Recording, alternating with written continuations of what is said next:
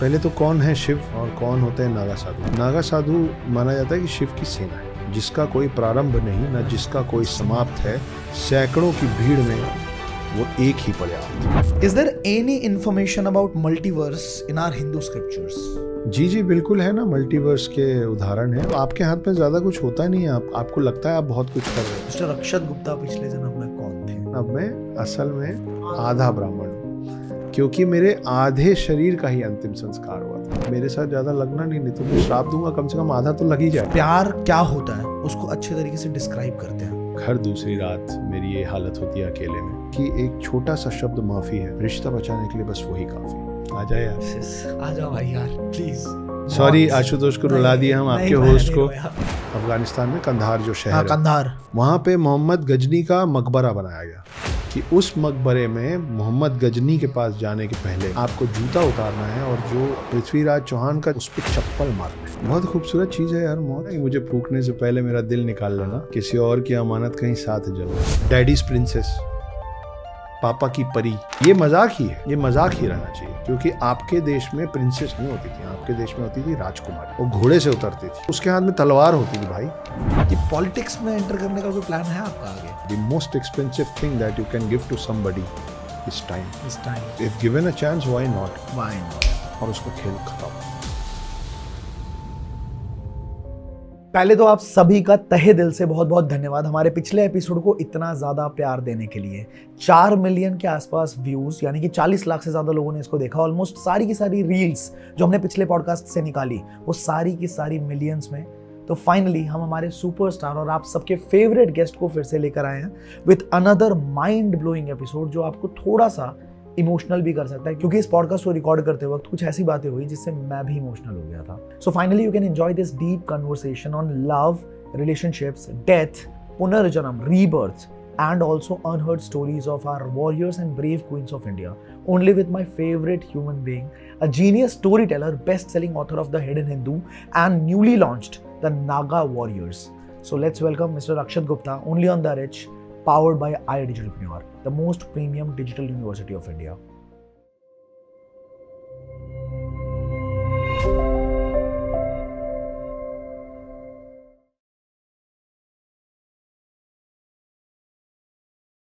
स्वागत है आप सबका दोस्तों मेरे फेवरेट पॉडकास्ट के अंदर, क्योंकि मुझे पता है आज कंटेंट कैसा निकलने वाला है। और जो इंसान मेरे सामने बैठे हुए हैं पहचान की मोहताज बिल्कुल भी नहीं है। और आप जितने भी पॉडकास्ट चैनल्स जानते हो, मैं तो ब्रैग और बोस्ट कर सकता हूँ इस बारे में, क्योंकि मैं इन्हें अपना बड़ा भैया भी कहता हूँ।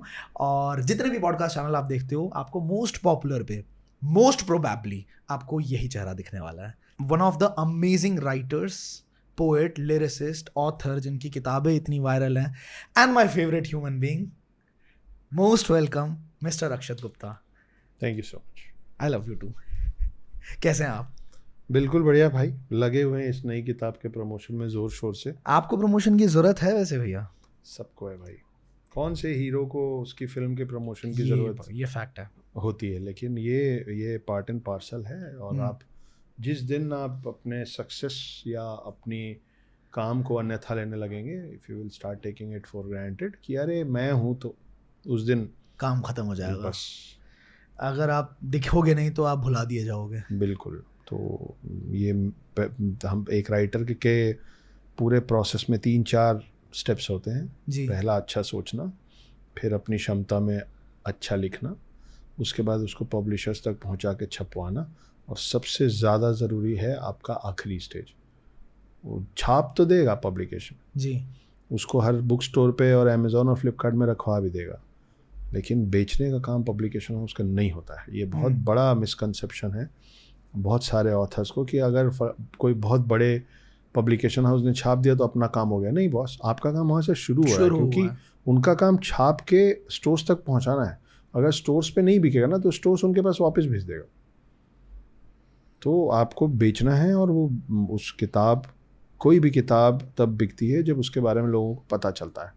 ये तो मैंने आपसे एक बहुत ज़बरदस्त चीज़ सीखी। वर्ल्ड बुक फेयर में मैंने एक चीज़ देखी दोस्तों, पर्सनल एक्सपीरियंस शेयर कर रहा हूँ। Despite being so famous and मतलब इतना प्यार मिलता है आपको, इतने सारी, आपको 1 सेकंड की फुर्सत नहीं होती, पर फिर भी वर्ल्ड बुक फेयर में मैंने 10 के 10 दिन इन्हें सुबह के 10 बजे से लेके रात के करीब करीब 6 बजे तक, शाम के 6 बजे तक, 8 बजे तक खड़े रहते थे और फुर्सत एक जगह नहीं होती थी। जहाँ ये जा रहे हैं इस पेंगुइन पे जा रहे हैं तो वहाँ पे भीड़ लग रही है। आप एक और पब्लिकेशन था प्रभात पब्लिकेशन, वहाँ पे जा रहे हैं, वहाँ भीड़ लग रही है। हमसे भी मिलने की फुर्सत नहीं थी इन्हें। बट आपने 10 के 10 दिन लगातार ये काम किया है। उसका कारण है आशु, उसका कारण ये है ना कि मुझे समझ नहीं आता है, मेरा बहुत सारा ट्रैवल होता है जी, और मैं बहुत सारे ऐसे सेलिब्रिटीज़ को एयरपोर्ट में देखता हूँ जो ऐसे कैप पहन के और मास्क लगा के निकलते हैं। तो मुझे बड़ा कन्फ्यूजन होता है उन लोगों को देख के कि भाई आप मेहनत तो इसीलिए कर रहे थे कि आपको सब लोग पहचान ले। आप मेहनत कर रहे थे अपनी पहचान बनाने के लिए। आज जब आपकी पहचान बन गई है तो आप अपना चेहरा छुपा के, तो ये for me this is some kind of a disrespect towards the fame that God has granted you. क्योंकि ऐसा नहीं कि काबिल सिर्फ आप हैं, काबिल तो आपसे भी ज़्यादा काबिल लोग हैं, लेकिन आपके मेहनत के साथ किस्मत सही जगह पे आके जुड़ गई होगी जिसकी वजह से लोग अब पहचानते हैं। बिल्कुल सही बात। तो कई लोग तस्वीर फ़ोटो खिंचवाने से इनकार कर देते हैं, है ना, कई लोग 30 सेकंड बात करने से इनकार कर देते हैं। आप मेरा रिकॉर्ड उठा के देख लीजिए और आप खुद वर्ल्ड बुक फेयर की बात बता रहे हैं। मैंने तो मैं एक रीडर से मैं उनको समय दे के बात कर रहा था। उसका भी एक कारण है। कारण ये है कि आप सोचिए कि एक रीडर मुझको क्या देता है। सबसे पहले एक रीडर मुझे आपके जैसे किसी पॉडकास्ट पे देखता है, तो अभी ये पॉडकास्ट जितना देर का होगा वो 1 घंटा 1.5 घंटा वो अपना वक्त दे रहा है आपको सुनने के लिए। फिर उसने सुना, उसको अच्छा लगा, उसको फ्रेम में द नागा वॉरियर्स दिख रही थी, पहले द हिडन हिंदू दिखती थी, फिर उसने आपको पैसे दिए क्योंकि उसने आपकी किताब खरीदी। सही बात। अब पॉडकास्ट तो 1 घंटे में ख़त्म हो गया था, लेकिन ये किताब को पढ़ने में और 3 पार्ट्स को पढ़ने में कई घंटे लगाएगा वो, 8, 10, 15, 20 घंटे। तो वो आपको और वक्त दे रहा है। The most expensive thing that you can give to somebody is time. फिर वो आपको जब तक आपकी तीनों किताब पढ़ लेगा तब तक वो आपके और बहुत सारे पॉडकास्ट देखेगा और अब आपसे वो इमोशनली कनेक्ट हो गया। तो अब वो आपको क्या दे रहा है? अपने इमोशंस दे रहा है। बिल्कुल सही है। और उसके बाद उसको किसी वर्ल्ड बुक फेयर में, किसी और टॉक शो में आपसे या किसी एयरपोर्ट में आपसे इत्तेफाक से एक बार मिलने का मौका मिलेगा। कितनी देर के लिए? 5 चंद सेकंड, मिनट, 10 मतलब 2 मिनट के लिए हो सकता है। हाँ। उसमें वो आपसे चाह क्या रहा है? 30 सेकंड बात करना चाह रहा है और 30 सेकंड में फोटो खिंचवाना चाह रहा है। बिल्कुल सही है। इतना कुछ देने के बाद वो आपसे टोटल 1 मिनट चाह रहा है और आप उसको वो नहीं अगर देंगे तो आप तो हैं ही उन्हीं की वजह से। तो ये तो आपकी गलती, आपका बेवकूफ़ापन हो जाए, बेवकूफ़ाना हरकत हो जाएगी कि आपने नहीं दिया इतना लेने के बाद। बहुत कम लोग होते हैं जो इतना डीप सोच पाते हैं दूसरे इंसान के लिए, क्योंकि इस दुनिया में लोग बहुत हैं जो अपनी दिक्कतों के बारे में बहुत डीप सोच लेते हैं, पर सामने वाले, और ये हो सकता है शायद आप ऑथर हो, इस वजह से आप इतना डीपली कनेक्ट कर पाते हो लोगों के साथ, उनके इमोशंस के साथ। इसलिए भी कर पाता हूँ क्योंकि 2014-15 में जब मैं मुंबई पहुंचा था तो आई वाज अ नोबडी। तो मैं I have also been on the other side of the coin ना। I know that. जहाँ मेरी इच्छा थी कि किसी के साथ तस्वीर खिंचवा दूं पर मुझे इनकार कर दिया गया, है ना। तो अब वो होने के बाद मुझे मालूम है कि मुझे उस दिन कैसा लगा था। तो आई मेक श्योर कि मेरी वजह से ऐसा किसी को ना लगे। प्राउड।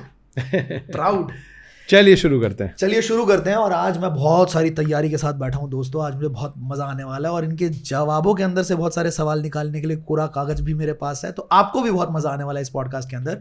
सबसे पहले, जैसा कि मैंने वादा किया था मेरे पिछले पॉडकास्ट में जो अक्षत भैया के साथ हुआ था, उसका लिंक अगर आपने नहीं देखा अभी तक तो लिंक आई बटन पर लगा देंगे, आप बाद में उस पॉडकास्ट को भी देख सकते हैं। तो उसके अंदर से कुछ ज़बरदस्त क्वेश्चन मैं लेने वाला हूँ सर, ठीक है। सबसे पहला क्वेश्चन है मयंक चौधरी का। हाय मयंक चौधरी कहते हैं कि Akshat Gupta should be education minister of Bharat, और एक @horizon_chan ये कहते हैं कि अगर sir was my teacher in my school college life I would have never skipped a single class. तो सर बताइए कि पॉलिटिक्स में एंटर करने का कोई प्लान है आपका आगे? एंटर करने का प्लान तो नहीं है आशुतोष, लेकिन ये बोल दूं कि एंटर करने का मतलब मैं कभी नहीं करूँगा, ये भी सही नहीं होगा। मतलब if given a chance, why not? अगर मुझे ऐसा लगता है कि I have something to offer, और वो लोग जो मुझे पॉलिटिक्स में अगर कभी लाने का सोचे तो नेचुरली उनको भी लग रहा है कि he has got something to offer. Correct. तो जब मुझे लग रहा है कि मैं कुछ दे सकता हूँ और उनको लग रहा है कि ये कुछ दे सकता है, करेक्ट, तो फिर मैं दूंगा। Very good, very nicely answered. मतलब मेरे को लगता है पहली बार किसी इंसान ने ऐसा नहीं होते हुए जब वो पॉलिटिक्स में, क्योंकि आमूमन किसी भी इंसान से पूछो कि नहीं जी हम तो नहीं करेंगे, बट जब मौका मिलता है तो वो कर भी लेते हैं। और फिर वो उन्हीं की वीडियो उन्हीं के साथ उन्हीं के अगेंस्ट चली जाती है बाद में। ऐसा हुआ है ना दोस्तों, आपको पता होगा किसकी बात कर रहा हूँ। बहुतों के साथ हुआ है। पर ऑल्सो ये है ना कि भाई आपके हाथ में ज़्यादा कुछ होता नहीं है। आपको लगता है आप बहुत कुछ कर रहे हो, आपके डिसीजन मेकिंग्स एक्चुअली आपके होते नहीं। तो आज के हिसाब से आप अपना फ्यूचर प्रेडिक्ट करके नहीं बोल सकते हैं, है ना, कि ये तो मैं कभी करूँगा ही नहीं, हो सकता है हो जाए। तो आपको हमेशा दरवाजे और विंडोज़ खुले रखने चाहिए। जो होता है अच्छे के लिए होता है, और कोई प्लान होगा किसी का जिसकी वजह से अगर कल को आ गए तो आ गए, उसमें प्रॉब्लम। सही। @सौरवी महता 733 ये पूछती हैं, हाय सौरवी। हाय सौरवी। तो ये पूछती हैं कि सीता जी की अग्नि परीक्षा की अनदर साइड भी है, स्टोरी ऑफ छाया, कि सीता जी असली सीता जी नहीं थी जिसको रावण हरण करके लेके गया था। तो क्या ये स्टोरी सच्ची है या बनाई गई है? मेरे हिसाब से बनाई गई है। उसके 2-3 मैं लॉजिकल आंसर्स देने की कोशिश करता हूँ। पहली बात तो सीता जी को पहले से मालूम था कि रावण उनको छू नहीं सकता है, क्योंकि रावण को एक पुराना श्राप था कि किसी भी महिला को अगर बिना उसके अनुमति के तुम हाथ लगाओगे तो तुम्हारे सर के 1000 टुकड़े हो जाएंगे, है ना, पहली बात। दूसरी बात कि अगर सीता जी खुद नहीं गई होती, उनकी छाया को अगर रावण ले गया होता, तो ये राम जी को पता होता कि उनकी सीता सुरक्षित है, फिर इतना बड़ा विध्वंस नहीं मचता। और तीसरा और सबसे महत्वपूर्ण बात कि अगर वो छाया होती तो आखिरी में जब ये बोला गया था कि वो रावण के पास रह के आई हैं और वो अब शुद्ध नहीं है, जिसकी वजह से उन्होंने फिर अग्नि परीक्षा दी थी जी, और नाराज़गी से फिर फाइनली वो धरती के अंदर चली गई थी, है ना। तो फिर वो सब कुछ नहीं होता, क्योंकि उनको इस बात का, ये जो उन पे लांछन लगा, उस लांछन से उनको इतनी तकलीफ ही नहीं होती, क्योंकि वो तो वहाँ थी ही नहीं। तो अगर ये हुआ होता ना, तो फिर रामायण के किसी छंद में, किसी खंड में कहीं ना कहीं इस बात का रिवीलेशन हम लोगों के सामने आ चुका होता कि सीता तो थी ही नहीं, लेकिन ये सिर्फ इसलिए पूरा स्वांग रचा गया था ताकि रावण को मारा जा सके। तो सीता को असल में रावण लेके गया था, ये सच है, लेकिन रावण सीता जी को कभी छू नहीं पाया था, ये भी सच है। तीसरा सवाल पूछती हैं अमी फुलेत्रा 5815। Hi Ami. Is there any information about multiverse in our Hindu scriptures? जी बिल्कुल है ना, मल्टीवर्स के उदाहरण हैं, और एक नहीं 2 तो मुझे अभी याद हैं, और होंगे जो मुझे याद नहीं है। आप ज़्यादातर इंग्लिश के साइंस फिक्शन जो फिल्में देखते हैं, उन सब में जो बातें हुई हैं, चाहे आप टाइम ट्रैवल की बात करें, आप टेलीपोर्टेशन की बात करें, आप मल्टीवर्स की बात करें, आप पैरेलल यूनिवर्स की बात करें, ये सभी चीज़ों पे जो लोग फिल्म बना रहे हैं, ये सब आपके ग्रंथों में अलग अलग तरीके से लिखा हुआ है। 2 उदाहरण, क्या नाम बताया इनका आपने? अमी फुलेत्रा। हाँ, तो अमी जी के सवाल का जवाब देते हुए 2 मैं आपको इंसिडेंट्स बता देता हूँ। एक राम से जुड़ा हुआ है और एक कृष्ण से जुड़ा हुआ है। ठीक है। क्या है, जब राम जी अपना शरीर त्यागने वाले थे और विष्णु रूप में वापस वैकुंठ धाम जाना था, जब उनका पूरा कार्यकाल रामायण का, यहाँ उनकी पूरी ड्यूटीज़ निभ गई थी, हनुमान उनसे इतना प्रेम करते थे कि हनुमान बोले कि या तो आप मेरे साथ यहाँ रुकेंगे या मैं आपके साथ वहाँ जाऊँगा। ये दोनों पॉसिबल नहीं था, क्योंकि हनुमान 7 चिरंजीवियों में से एक होने वाले थे जिनको अभी कलयुग तक यहीं रहना था, है ना। लेकिन राम को लौटना था, क्योंकि राम को वापस जाके और फिर कृष्ण रूप में वापस भी आना था। सही बात है। तो हनुमान अपने राम के सामने बिल्कुल बच्चे रहते हैं, मतलब जिद वाले बच्चे भी हो जाते हैं। हाँ। तो कैसे हम बच्चों को, जब छोटा बच्चा होता है जो अपने पिता को जाना नहीं देना चाहता है, तो हम क्या करते हैं, हम उसको कुछ बुद्धू बनाते हैं, उसका ध्यान कहीं भटकाते हैं और निकल जाते हैं, है ना। तो वैसे ही राम जी ने किया। राम जी ने अपनी अंगूठी उतारी और ज़मीन के क्रैक के अंदर गिरा दी और बोले, हनुमान मेरी अंगूठी गिर गई बेटा, जाइए लेके आइए। तो हनुमान सूक्ष्म रूप में घुस गए उस क्रैक के अंदर। वो अंगूठी ढूंढते ढूंढते ढूंढते ढूंढते वो इतने अंदर चले गए कि वो पाताल लोक में पहुंचे। जब वो पाताल लोक में पहुंचे तो वहाँ शेष नाग खड़े होके मुस्कुरा के उनके तरफ देख के मुस्कुरा रहे थे। तो हनुमान उनको देखे, उनको प्रणाम किए। तो शेषनाग बोले, क्या कर रहे हैं आप यहाँ? तो बोले, वो मैं अपने राम की अंगूठी ढूंढ रहा हूँ, गिर गई। तो मुस्कुरा रहे थे। बोले, आप मुझे देख के और मेरी बात सुन के मुस्कुरा क्यों रहे? तो शेषनाग ने बोला, अपने पीछे पलट के देखिए। तो जब हनुमान पीछे पलटे तो वहाँ पे सेम अंगूठी का एक पूरा पहाड़ बना हुआ था। तो हनुमान कंफ्यूज हो गए, बोले, मैं मतलब इसमें से मेरे राम की अंगूठी कौन सी है? तो शेषनाग ने बोला कि इसमें से आपके राम की अंगूठी नहीं, ये जितनी अंगूठियाँ दिख रही हैं सब आपके राम की। तो उनको समझ में नहीं आया। तो शेषनाग ने उनको समझाया कि बहुत सारे वर्स हैं, बहुत सारी पृथ्वी है, और सब में पैरेलली यही चल रहा है। और हर बार हर पृथ्वी से और हर कल्प में, कल्प क्या होता है, जब चारों युग खत्म होता है, सतयुग, त्रेता, द्वापर, फिर कलयुग। कलयुग के अंत में प्रलय आता है, सब कुछ ध्वस्त हो जाता है, उसके बाद फिर सतयुग शुरू होता है। तो जब फिर सतयुग शुरू होगा तो फिर त्रेता युग में फिर रामायण होगा, फिर से राम आएंगे, फिर से राम आएंगे, तो फिर से राम जाएंगे। तो एक पृथ्वी में जितनी बार कल्प हुए और वैसे जितनी पृथ्वी है उन सब में जितनी बार राम आए, हर बार राम हनुमान को इसी तरीके से बुद्धू बना के निकले। लेकिन ऊपर में कितने भी रेल्म्स हो, वो नीचे ऐसा, आप स्नोबर्ग देखे होंगे ना, जो ऊपर में इतना बड़ा रहता है लेकिन वो अंदर जाते जाते जाते जाते छोटा हो जाता है, कॉर्नर हो जाता है। हाँ। जैसे वो आइसक्रीम के कोन जैसी बात है। करेक्ट। तो ऊपर बहुत सारे अर्थ्स हैं स्पेस में, लेकिन वो सब जाके एक ही जगह पे उसका पाताल है। अच्छा। तो आप किसी, अगर छोटे छोटे आप पॉकेट सोचिए, तो आप किसी भी पॉकेट से कुछ गिराएंगे तो वो पहुंचेगा उसी कोने में। तो वो सारे रेल्म्स में जब जब राम जी ने ये किया था तो अंगूठी वहीं जाके पहुंची थी, और ये एक हनुमान पहुंचे थे जो अभी इस कल्प के हमारे त्रेता युग के हनुमान कहलाते। तो ये एक कहानी है। दूसरी तो ये राम जी की कहानी हो गई। अब कृष्ण जी की कहानी पे आ जाते हैं। तो कृष्ण जी की कहानी ये हुई थी कि सब कुछ महाभारत वगैरह सब कर लेने के बाद कृष्ण अपने द्वारका में बैठ के बांसुरी बजा रहे थे। ठीक है। अपने सिंहासन में बैठ के। अब सिंहासन है और राजपाट है तो फिर द्वारपाल भी होंगे। तो वहाँ द्वारपाल खड़े थे और ब्रह्मा, स्वयं ब्रह्मा भगवान, उनसे मिलने आए। तो वो द्वारपाल ने रोक दिया। तो बोले आप कृष्ण को बताइए कि ब्रह्मा आए उनसे मिलने। तो द्वारपाल अंदर गए और कृष्ण जी को बताया कि ब्रह्मा जी मिलने आए। तो कृष्ण जो बांसुरी बजा रहे थे वो रोक के उन्होंने मुस्कुरा के पूछा कि उनसे जाके पूछ के आओ कौन वाले ब्रह्मा है वो। तो इसको समझ में नहीं आया, लेकिन क्या करे, जो बोला गया करना पड़ेगा। ये बाहर आए और बोले कि कृष्ण जी पूछ रहे हैं आप कौन वाले ब्रह्मा हैं। तो ब्रह्मा जी का ईगो हट हो गया। ऐसे कैसे पूछ दिया कि ब्रह्मा कौन वाले, मतलब क्या एक ही ब्रह्मा है, मैं ही हूँ ब्रह्मा, हटो यहाँ से। और धड़ धड़ वो अंदर चलेगा। बोले ये किस तरीके का सवाल है। तो कृष्ण जी, हमको पता है, हमको लगता है कि पूरे महाभारत में, आपने पूरे जन्म में कृष्ण जी 2 बार अपना विकराल रूप लिए थे, विष्णु का रूप लिए थे। एक बार तब लिए थे जब दुर्योधन ने बोला था कि बांध लो इस ग्वाले को, जब वो 5 गांव मांग के युद्ध को टालने के लिए आए थे, है ना। तो उस समय वो गुस्से से बड़े हो गए थे, तो विष्णु रूप दिखा था उनका सबको। जो उस दरबार में जो अच्छे लोग थे उनको विष्णु रूप दिखा था। जो बुरे लोग थे उनके सामने इतनी ज़्यादा रोशनी आ गई थी कि उनमें से कोई देख नहीं पाया था। दूसरी बार कृष्ण विष्णु का पूर्ण रूप लिए थे जब अर्जुन को गीता का सार देना था। लेकिन ये 2 बार नहीं हुआ है, टोटल 3 बार हुआ। तीसरी बार यहाँ होता है जहाँ ब्रह्मा आके इस तरीके से उनसे पूछते हैं और वो अपना पूरा विष्णु रूप लेते हैं।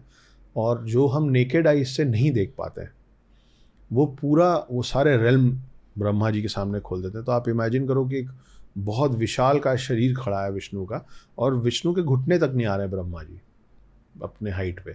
और जब वो ऊपर देखते हैं तो अब स्वांस पे, मतलब अपने वो पक्षी के ऊपर बहुत सारे ब्रह्मा उड़ रहे थे, और सारे ब्रह्मा विष्णु जी को प्रणाम करते हैं। तो किसी का 3 सर है, किसी का 4 सर है, किसी का 2 ही सर है, क्योंकि जिसने जितनी गलतियां की शिव जी ने उतने गले उनके काट रखे थे। क्योंकि वो सब भाई ब्रह्मा है। हमारे ब्रह्मा ने एक गलती की थी तो उनका शिव जी के एक रूप ने अपने नाखून से उनका एक सर काट दिया था। तो जिसने ज़्यादा गलती की थी उसके ज़्यादा सर, जिसने एक भी गलती नहीं की उसके सारे सर थे, 3 सर थे। तो ब्रह्मा जी ने सारे दूसरे ब्रह्मा को देखा। अब ब्रह्मा कौन होता है? ब्रह्मा से ब्रह्मांड होता है।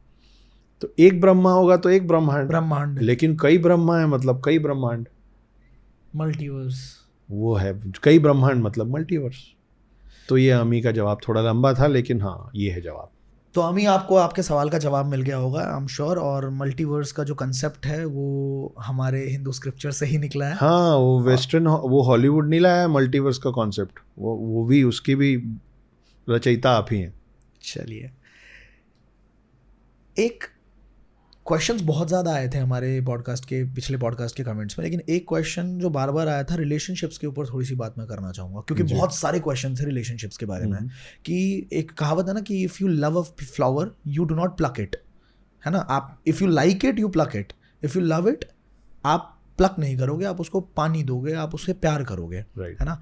तो रिलेशनशिप्स में कुछ स्क्रिप्चर्स की भी बात बताइए कि पहले के ज़माने में क्या ऐसे त्याग और समर्पण के क्या एग्जाम्पल्स हैं जो प्यार क्या होता है उसको अच्छे तरीके से डिस्क्राइब करते हैं कि वाकई में प्यार क्या होता है। देखिए, एंशिएंट स्क्रिप्चर्स की कहानियों में जाने से पहले आप लोगों के एज ग्रुप के हिसाब से मैं 2-3 चीज़ें आप लोगों को समझाना चाह रहा हूँ जो मुझे मेरे आसपास आजकल दिखता है कि बहुत रेगुलरली लोग रिश्तों में क्या गलती कर रहे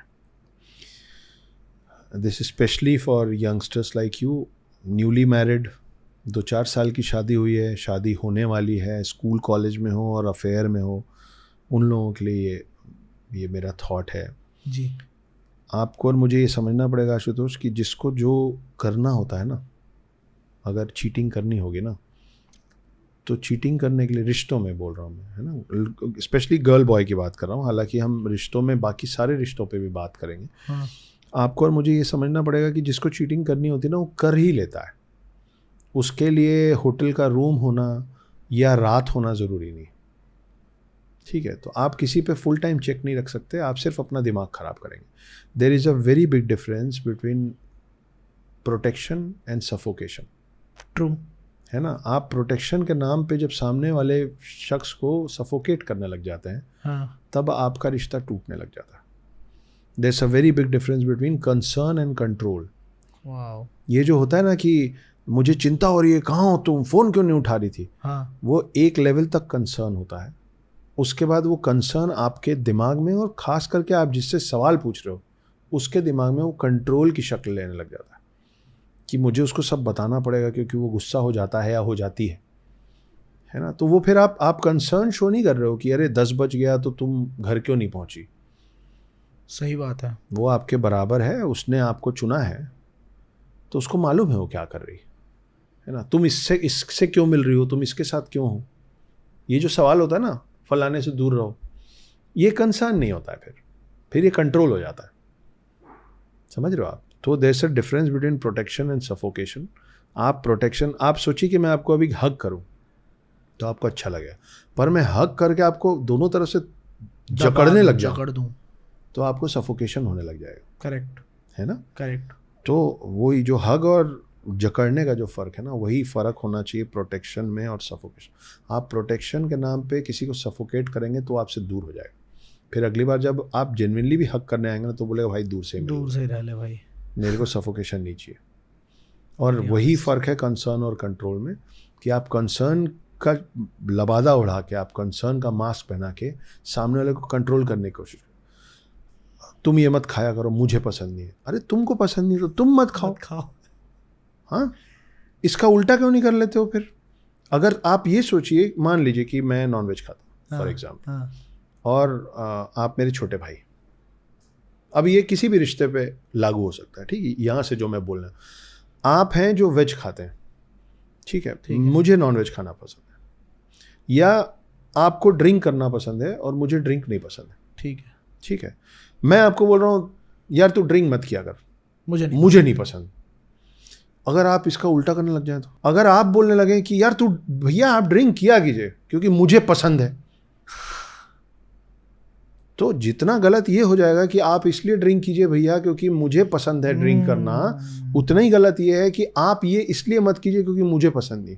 समझ गया, आप समझ रहे हो। बिल्कुल सही, बिल्कुल तो सही। अगर मैं आपसे ये नहीं कह रहा हूँ कि तुम भी नॉनवेज खाओ, तो मैं आपसे ये चीज़ पे जिद इसीलिए नहीं कर रहा हूँ क्योंकि मुझे आपकी जिद नहीं चाहिए कि तुम ये खाओ या तुम ये मत खाओ। तो एक बड़ी पुरानी कहावत है कि आप रूप भोजन और पर रूप श्रृंगार। हाँ, कि अपने पसंद का खाना चाहिए और दूसरे के पसंद का पहनना चाहिए, दिखना चाहिए, ठीक है। तो आपका आचरण किसके प्रति क्या है उस पर फिर भी सामने वाला बोल सकता है कि मुझसे ये व्यवहार मत किया करो, मुझे पसंद नहीं, क्योंकि उस व्यवहार में वो इन्वॉल्व हो गया। करेक्ट है ना। अगर मैं दोस्ती यारी में आके जब आपसे मिलता हूँ पीठ में जोर से मार देता हूँ, वो तो फिर मेरे साथ एक कहानी हुई है, इस पर मैं बताऊंगा, ठीक है। तो जब कई लोग इसी तरीके से मिलते हैं, कई लोगों की आदत होती है कि आते साथ ना मजाक करते करते गाली दे देना। हाँ हाँ। उसमें अगर आप बोलेंगे ना मुझसे इस तरीके से मत मिला करो, मुझे पसंद नहीं, तो ठीक बात है, ठीक बात क्योंकि है। वो जो हो रहा है आपके साथ हो रहा है, यू आर इन्वॉल्व।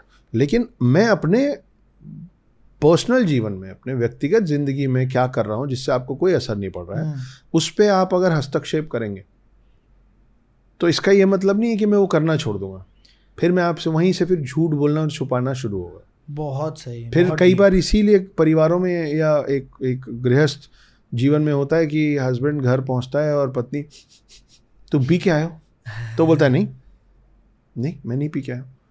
छोटा सा झूठ है पर झूठ बोलना पड़ रहा है उसको, तो क्या आपके बोलने से उसने पीना छोड़ दिया? नहीं छोड़ा, नहीं छोड़ेगा। और अगर बहुत ही ज़्यादा प्रेम होगा और वो छोड़ भी देगा, उसका मन तो था ना करने का, तो मन से तो नहीं छोड़ रहा है ना वो, तो फिर उसको तब तक करने दो जब तक उसके मन से सच में ना हट जाए।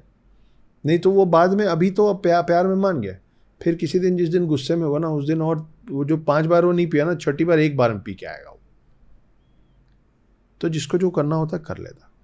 लेकिन इस पे एक मैं उनकी तरफ से सवाल पूछता हूँ, जैसे जो लोग कंसर्न दिखाते हैं लेकिन वो, हाँ वो हो जाता है, वो डेलिबरेट नहीं होता लेकिन अनजाने में वो कंट्रोल हो जाता है। जैसे मान लीजिए कि कोई किसी को खाना पसंद है बट उसके पार्टनर को पता है कि यार ये जो खाना चाहता है, बार बार बर्गर खाना चाहता है मान लीजिए, तो ये इसकी हेल्थ को इफेक्ट करेगा, and because I love him, because I love हर, तो मैं नहीं चाहता कि इसकी हेल्थ पे इस तरह का इफेक्ट डाले। तो वो धीरे धीरे उसके सबकॉन्शियस में फीड करता रहता है कि भाई नहीं खाओ, अच्छा नहीं होता, बुरा होता है। तो वो, अब वो तो आप इसी को एग्जांपल के तौर पे लेते हैं कि एक लड़की है, उसने अपने लड़के को पास्ट में उसकी हरकतों की वजह से देखा हुआ है कि इसने गलतियां करी हुई हैं, ऑल्दो वो सुधर गया बट उसके दिमाग पे एक बहुत इम्प्रेशन है ऐसा कि यार इसने पहले भी ऐसा किया हुआ है। जब इनफैक्ट जब वो रिलेशनशिप में भी नहीं थे, लेट्स सपोज, उससे पहले ही उसने अपने कर्म तो बताता ही है, इंसान नया नया आता है तो उसको पता नहीं होता, वो अपनी डूड वाली हरकतें करता है, सारी चीज़ें बता देता है। तो जब वो बताता है तो उसके दिमाग पे एक इंप्रेशन आता है कि अगर ये ऐसा था तो क्या ऐसा करेगा, और उस डर की वजह से वो सामने वाली पॉसेसिव हो जाती है। मैं सिर्फ ऑडियंस का पर्सपेक्टिव समझ के आपसे ये सवाल पूछना चाहता हूँ, तो ऐसे केस में इस इंसान को क्या समझना चाहिए? आप सोचिए कि अगर मैं आपके साथ चल रहा हूँ और मेरी नाक बह रही है,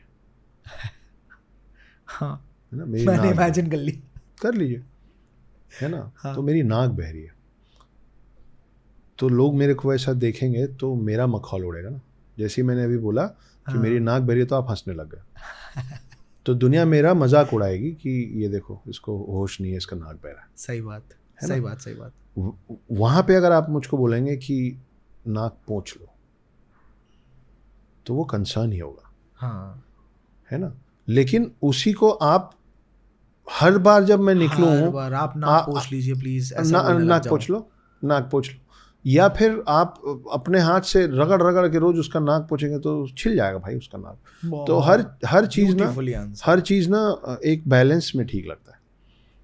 आप, अगर मैं आपको ये बोल रहा हूँ कि आशुतोष मुझे नॉनवेज पसंद नहीं है, तो मैंने एक बार इन्फॉर्म कर दिया कि मुझे नॉनवेज नहीं पसंद है।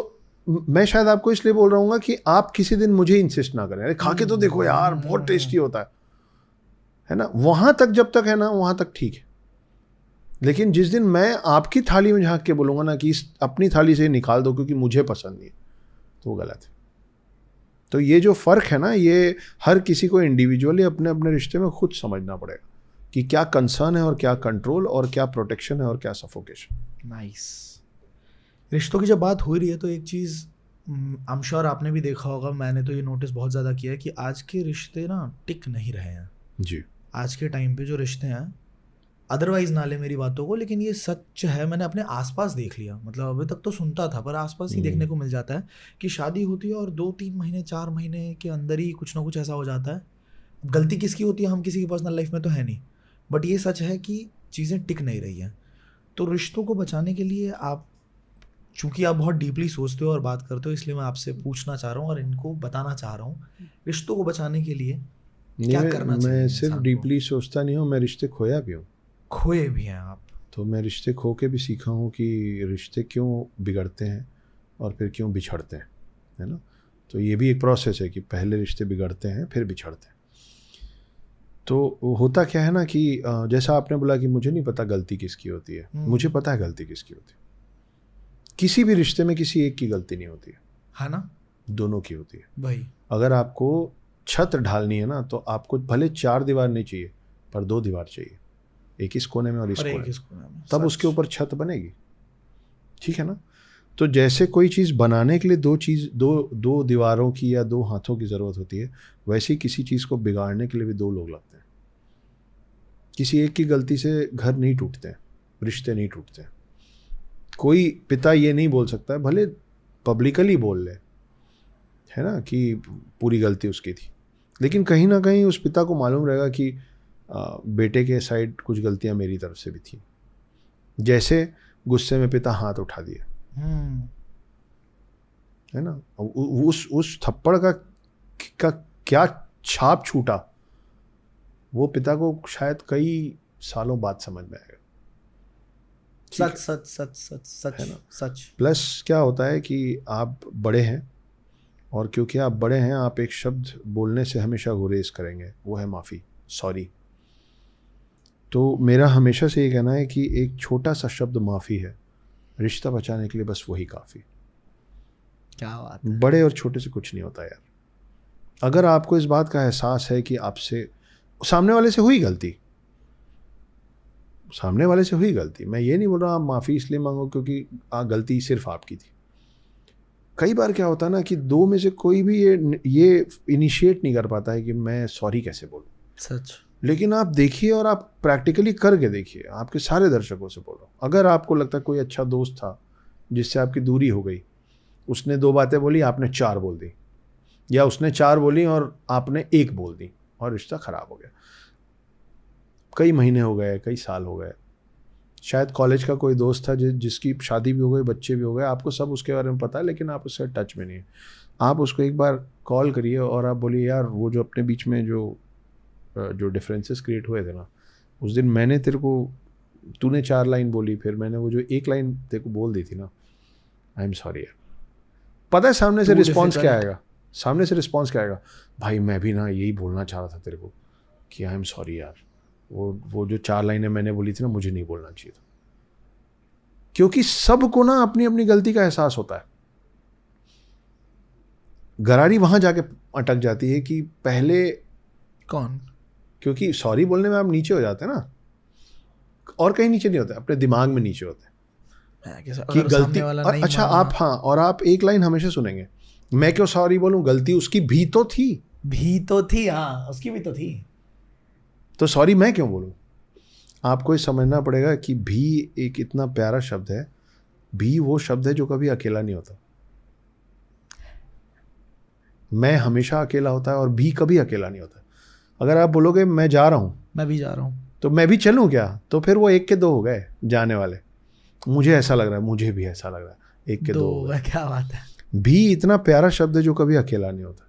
तो आप जैसे ही बोलोगे ना कि यार मुझे माफ़ी मांगनी थी, मुझे भी, तो सामने वाला बोलेगा मुझे भी माफ़ी मांगनी थी, और रिश्ता।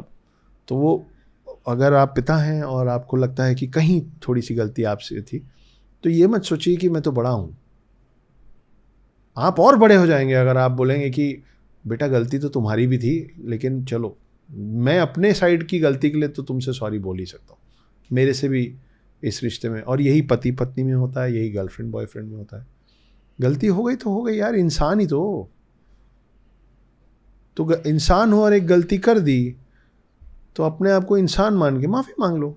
मैं बहुत बार माफ़ी मांग चुका हूँ, बहुतों से माफ़ी मांग चुका हूँ। कुछ ने माफ़ किया, कुछ ने नहीं भी किया। कईयों ने मुझसे माफ़ी मांगी है, कुछ को मैंने माफ़ किया, कुछ को नहीं भी किया। लेकिन जिनसे मैंने माफ़ी मांगी, जिन्होंने माफ़ कर दिया, उनसे रिश्ते सुधर गए। जिन्होंने माफ़ नहीं भी किया ना, आज की डेट में मेरे को इस बात का सुकून है यार कि मैंने माफ़ी मांग ली थी। अब मेरे को ऐसा नहीं लगता कि, मतलब एक होता है ना कि मुझे जो करना था ना अपनी तरफ से मैंने किया, वो मेरे साथ मेरा सेटिस्फैक्शन है। आप समझ रहे हो? तो बिल्कुल तो सीधी सी बात है कि एक छोटा सा शब्द माफ़ी है, रिश्ता बचाने के लिए उतना ही काफ़ी है। लेकिन जब मैं ये 2 लाइन बोल रहा हूँ ना कि रिश्ता बचाने के लिए उतना ही काफ़ी है, तो ये माफ़ी का मतलब सिर्फ ये नहीं कि एक इंसान मांग रहा है माफ़ी। रिश्ता बचाने के लिए ये भी ज़रूरी है कि जब आपसे कोई माफ़ी मांग रहा है तो आप उसको माफ़ भी करो। आप समझो वो भी उस दोनों चीज़ तरफ को। से है ऐसा। आप इतना प्यार बांटते हो, मतलब बांटते भी क्या हो, वो आपका नेचुरल है, वो आपका नेचुरल है। मतलब I have been with you, मैं एयरपोर्ट्स पे भी आपके साथ रहा हूँ कई बार, मैंने देखा है आपको लोगों से व्यवहार करते हुए, मैंने अपने लिए आपका प्यार देखा है, इसीलिए आप मेरे फेवरेट ह्यूमन बीइंग हैं। मैं कभी कभी सोचता हूँ कि जिनको आप अपने हाथ पे भी लेके चलते हैं और अपने दिल में भी लेके चलते हैं, आपके सुपुत्र, जी। वो कितने खुशकिस्मत हों अगर, मतलब अगर सिर्फ उनको आपका प्यार एक्सपीरियंस करने को भी मिले। तो मैं ये जानना चाहता हूँ, मिले आप उस पॉडकास्ट पे जो हमारी बात हुई थी, उसके बाद आप अभी तक मिल पाए हो आराध्य से? नहीं आशुतोष, जब आपसे पॉडकास्ट में बात हुई थी तब 9 साल हो गए थे। आज जब आप और मैं आमने सामने बैठे तो 10 साल हो गए। नहीं मिले? नहीं मिले, अभी हम इंतज़ार कर रहे हैं उनके आने का। लेकिन मुझे इस बात का पूरा भरोसा है कि मेरा बेटा मेरे पास लौटेगा ज़रूर। 10th क्लास कंप्लीट हो गया है, 15 साल का हो गया है, अभी 23 मार्च को उनका जन्मदिन था, अब 16वां साल उनका शुरू हो गया है। थोड़ी थोड़ी मूंछ आने लग गई है उनकी। आपके पास पिक्चर्स आई हैं उनकी? थोड़ी बहुत। मुझसे लंबे हैं। ओह। अब मुझसे लंबे, कम से कम तस्वीरों में तो दिख रहे थे, फिट हैं। मुझे बताया गया है कि उनका ओरेटरी स्किल मेरे जितना अच्छा है, वो बात बहुत अच्छी करते हैं। एक मेडल मिला है उनको ओरेटरी स्किल्स के कारण, गोल्ड मेडल। तो ये सब पता है थोड़ा बहुत। आराध्य, अगर आप सुन रहे हैं तो मैं भी अपने दिल से बोलना चाहता हूँ, या कोई भी इंसान जो आराध्य के आसपास है वो अगर सुन रहा है, तो मैं ये बोलना चाहता हूँ कि आपको मिलना ज़रूर चाहिए, आपको बात ज़रूर करनी चाहिए। क्या आप कुछ कहना चाहोगे अपनी तरफ से आराध्य को, कुछ ऐसी चीज़ें, क्योंकि आई एम श्योर ये पॉडकास्ट उस तक पहुँचेगा और पहुँचाना ही चाहिए। यार एक कोई गाना है, मुझे गाना तो याद नहीं है, पर उस गाने के 4 लाइन मैं जब सुना था तो मेरे दिमाग में सबसे पहले वो आया था और मैं वो सुन के बहुत रोया था। वो लाइन है कि मेरे ज़िंदगी के मालिक मेरे दिल पे हाथ रख दे, तेरे आने की खुशी में मेरा दम निकल ना जाए, मुझे फूंकने से पहले मेरा दिल निकाल लेना, किसी और की अमानत कहीं साथ जल ना जाए। मेरे दिल में वो हैं और मैं चाहता हूँ कि मैं जाने के पहले उनसे मिल लूँ, और मेरे को जलाओ तो रख देना, उसकी चीज़ है, मेरी नहीं है। तो मेरे ज़िंदगी के मालिक मेरे दिल पे हाथ रखना, तेरे आने की खुशी में मेरा दम निकल ना जाए, मुझे फूंकने से पहले मेरा दिल निकाल लेना, किसी और की अमानत कहीं साथ जल ना जाए। वो मैं सुनता हूँ तो मैं बहुत रोता हूँ, पर फीलिंग वैसे ही है। वो रोता इसलिए हूँ क्योंकि मैं सच में इन 4-5 लाइनों से आराध्य को बहुत ज़ोर से कनेक्ट करता हूँ। तो आ जाएंगे, कोई नहीं, इमोशनल नहीं होना अपने को। भाई यार आ जाओ यार आराध्या, सच में आ जाओ भाई। मतलब I have been with him, बार बार बोल रहा हूँ, मैं इनको सिर्फ पॉडकास्ट पे नहीं, मतलब मैं पर्सनल लाइफ में भी इनको जानता हूँ, और बहुत बार बात करी है, बहुत घंटों तक बात करी है। मैं जानता हूँ कि इनकी क्या फीलिंग्स हैं, और इनकी पूरी लाइफ एक ना आइडियल लाइफ जैसी है, कि मतलब जिस तरह का फेम एक इंसान सोचता है, जिस तरह की कामयाबी सोचता है, जिस तरह के लोगों के कनेक्शन सोचता है, एवरीथिंग इज़ विद हिम। बस एक वो जो कमी है ना, और वो सबसे बड़ी कमी है इनकी लाइफ की, and I want you to fill it. Literally आप मिलो, मतलब बात तो आपको करनी चाहिए। आ जाए यार, आ जाओ भाई यार प्लीज।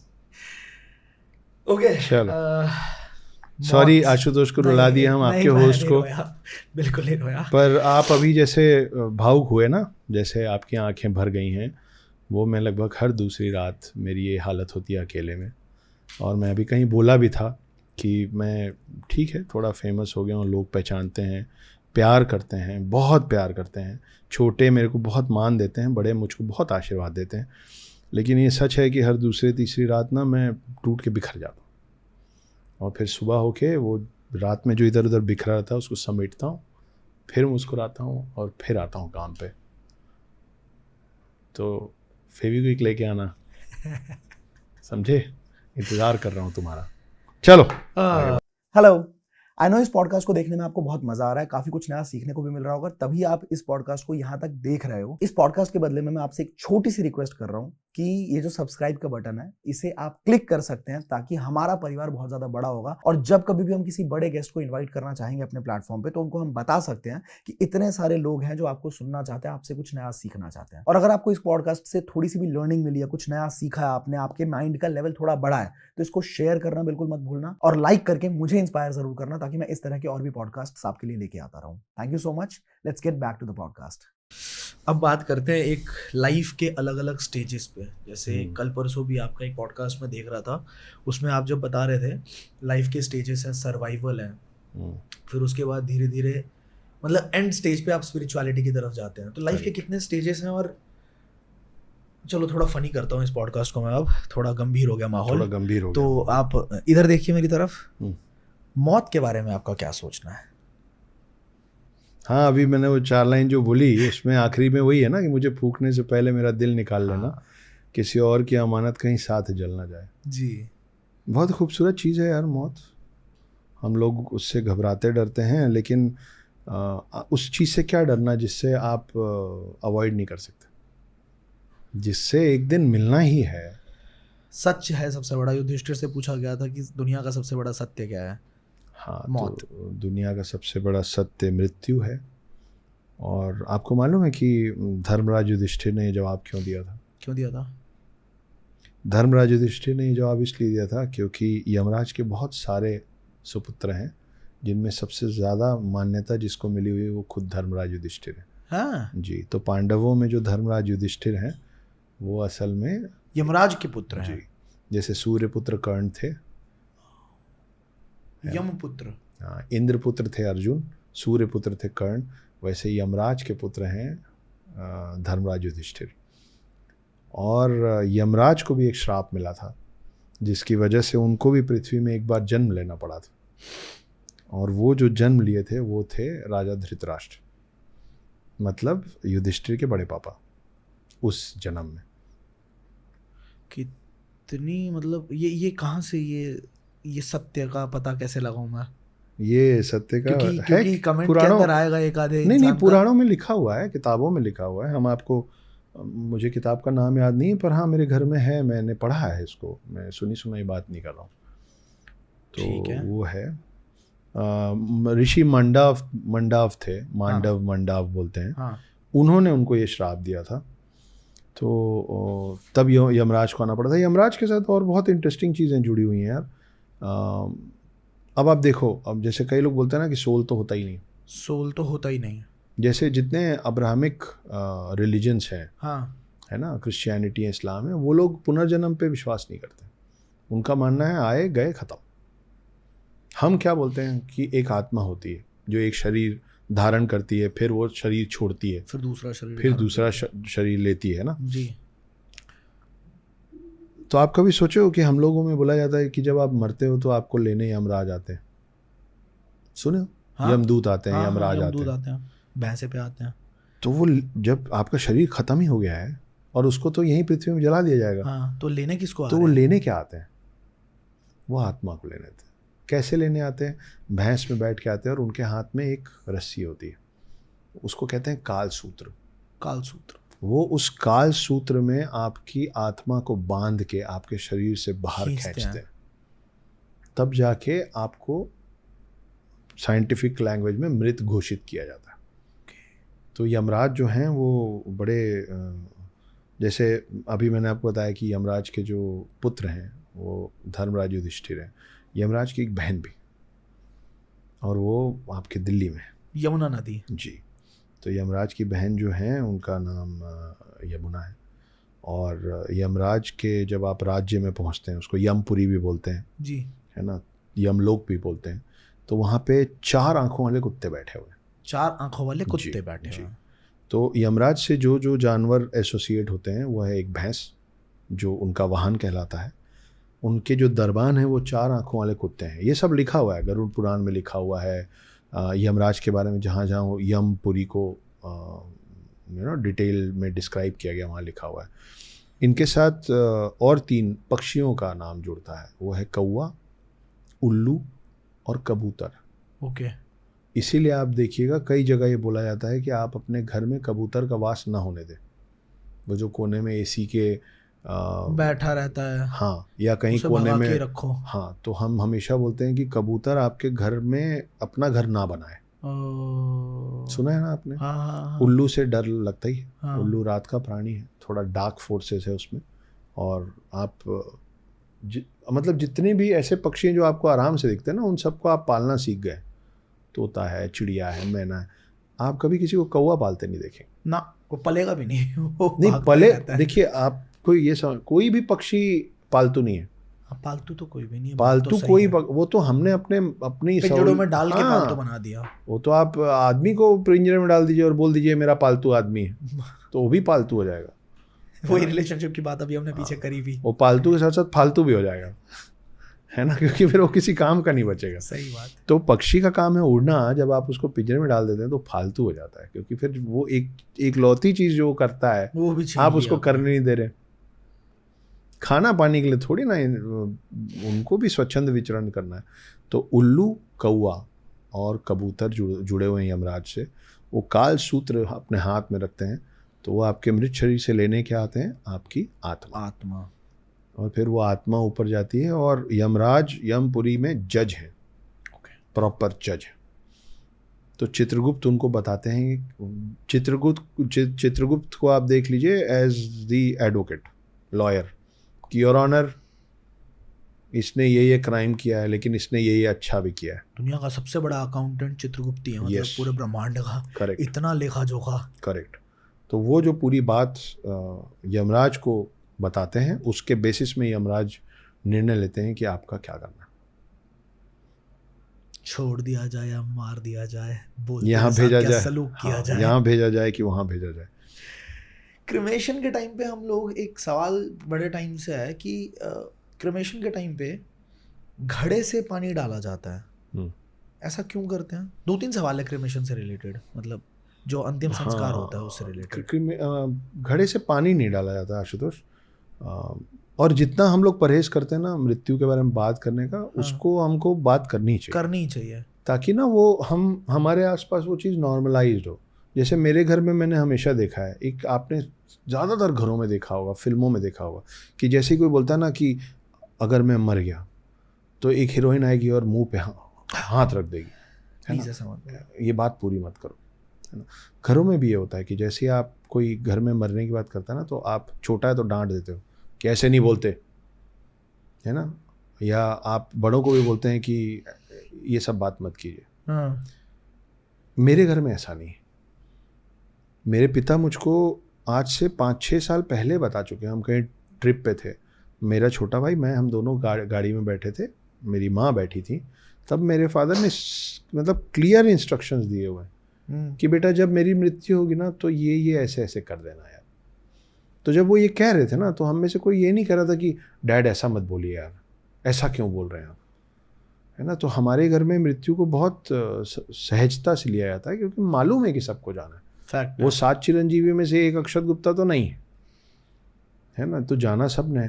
खैर, coming back to your question, क्या होता है कि जब मृत्यु शैया पे आपको, मतलब अर्थी पे आपको लिटा दिया जाता है, अर्थी पे भी नहीं, वो जो पूरा लकड़ी का वो बना देते हैं जिस पे आपको फाइनली दाह संस्कार होना है, तो उसके आसपास आपके परिजन या आपका बेटा या जिसको भी वो मौका और सौभाग्य मिले, वो अब एक घड़ा अपने कंधे पे रखता है। हाँ। और उस पर जो पंडित जी होते हैं वो एक छोटा सा छेद कर देते हैं। हाँ। और फिर वो गोल गोल गोल गोल घूमता है और पानी उसमें से बूंद बूंद बूंद बूंद करके गिरता रहता है ना। ये मेटाफोरिक लर्निंग है उन सारे लोगों के लिए जो उस मृत्युशैया के आसपास खड़े हुए हैं, कि जीवन हर पल ऐसे ही आपके हाथ से खिसकता है, धीरे धीरे निकलता चला जा रहा। तो वो जो मटका है वो वक्त है, वो जिंदगी है, जो हर पल, अभी जब आप और मैं बात कर रहे हैं इस पल, और जिस पल लोग बैठ के सुन रहे हैं, आपके हाथ से निकल रही है, एक पल आपके हाथ से निकल रहा है, लगातार वो बूंद बूंद करके आपके जीवन का घड़ा खाली हो रहा है। पहला और मेटाफोरिक रीज़न ये है। लॉजिकल रीज़न ये है आशुतोष कि पहले क्या होता था कि हर गांव में ऐसे शमशान नहीं बने होते थे, है ना, और अब थोड़ा ये सब ज़्यादा हो गया है कि एक डेडिकेटेड स्पेस है। पहले डेडिकेटेड स्पेसेस कम होते थे। तो गांव में क्या होता था कि जो मेरा खेत है है ना, या मैं जीवन भर किसी के लिए काम किया हूँ जिस खेत में, वहीं पे मेरा वो करके पंडित जी को बुला के अंतिम संस्कार, हमारा अंतिम संस्कार कहीं भी हो सकता है, ठीक है। तो खेत में जब अंतिम संस्कार किया जाता था तो चारों तरफ पानी इसलिए भी डाल दिया जाता था कि जब इस शरीर में आग लगे तो वो खेत में ना फैले।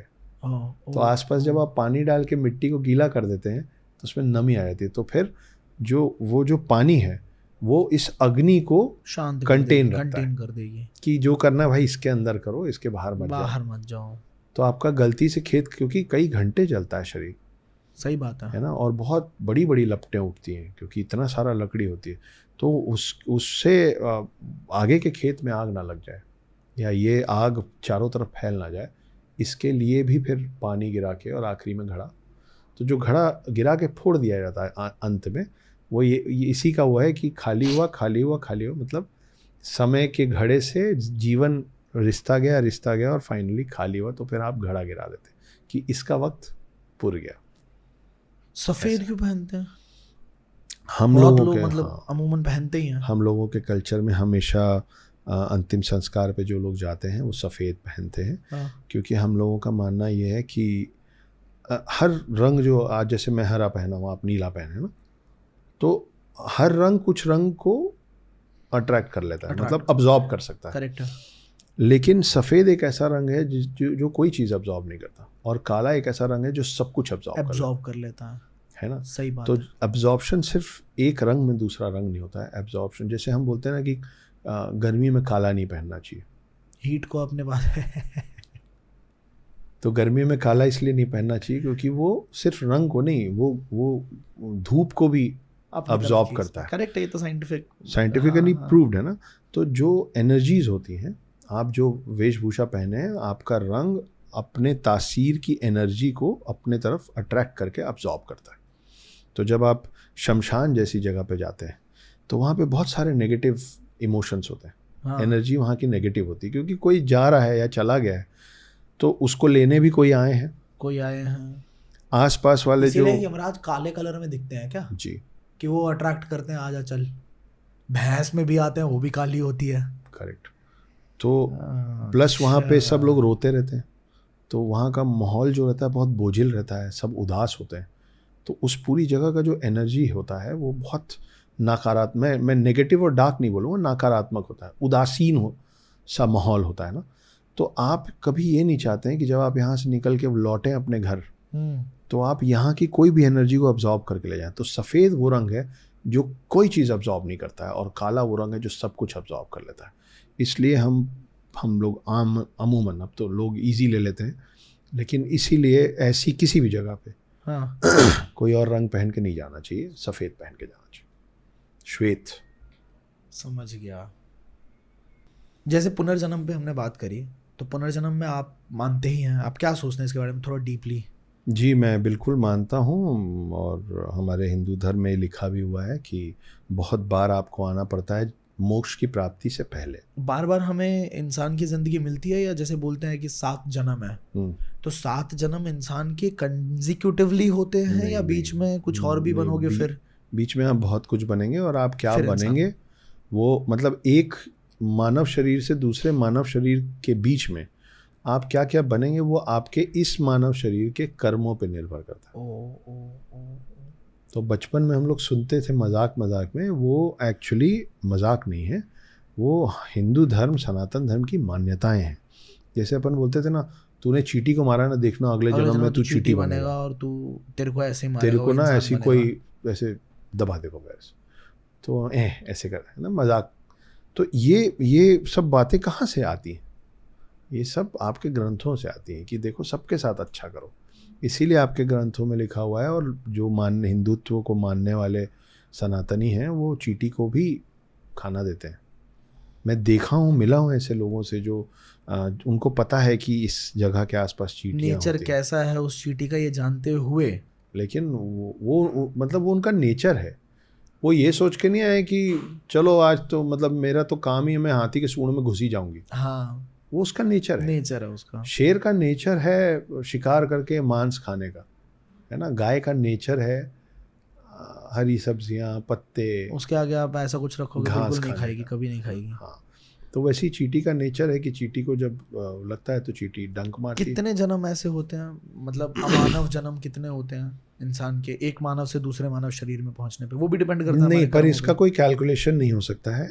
इसलिए नहीं हो सकता है क्योंकि आपके कर्मों के हिसाब से।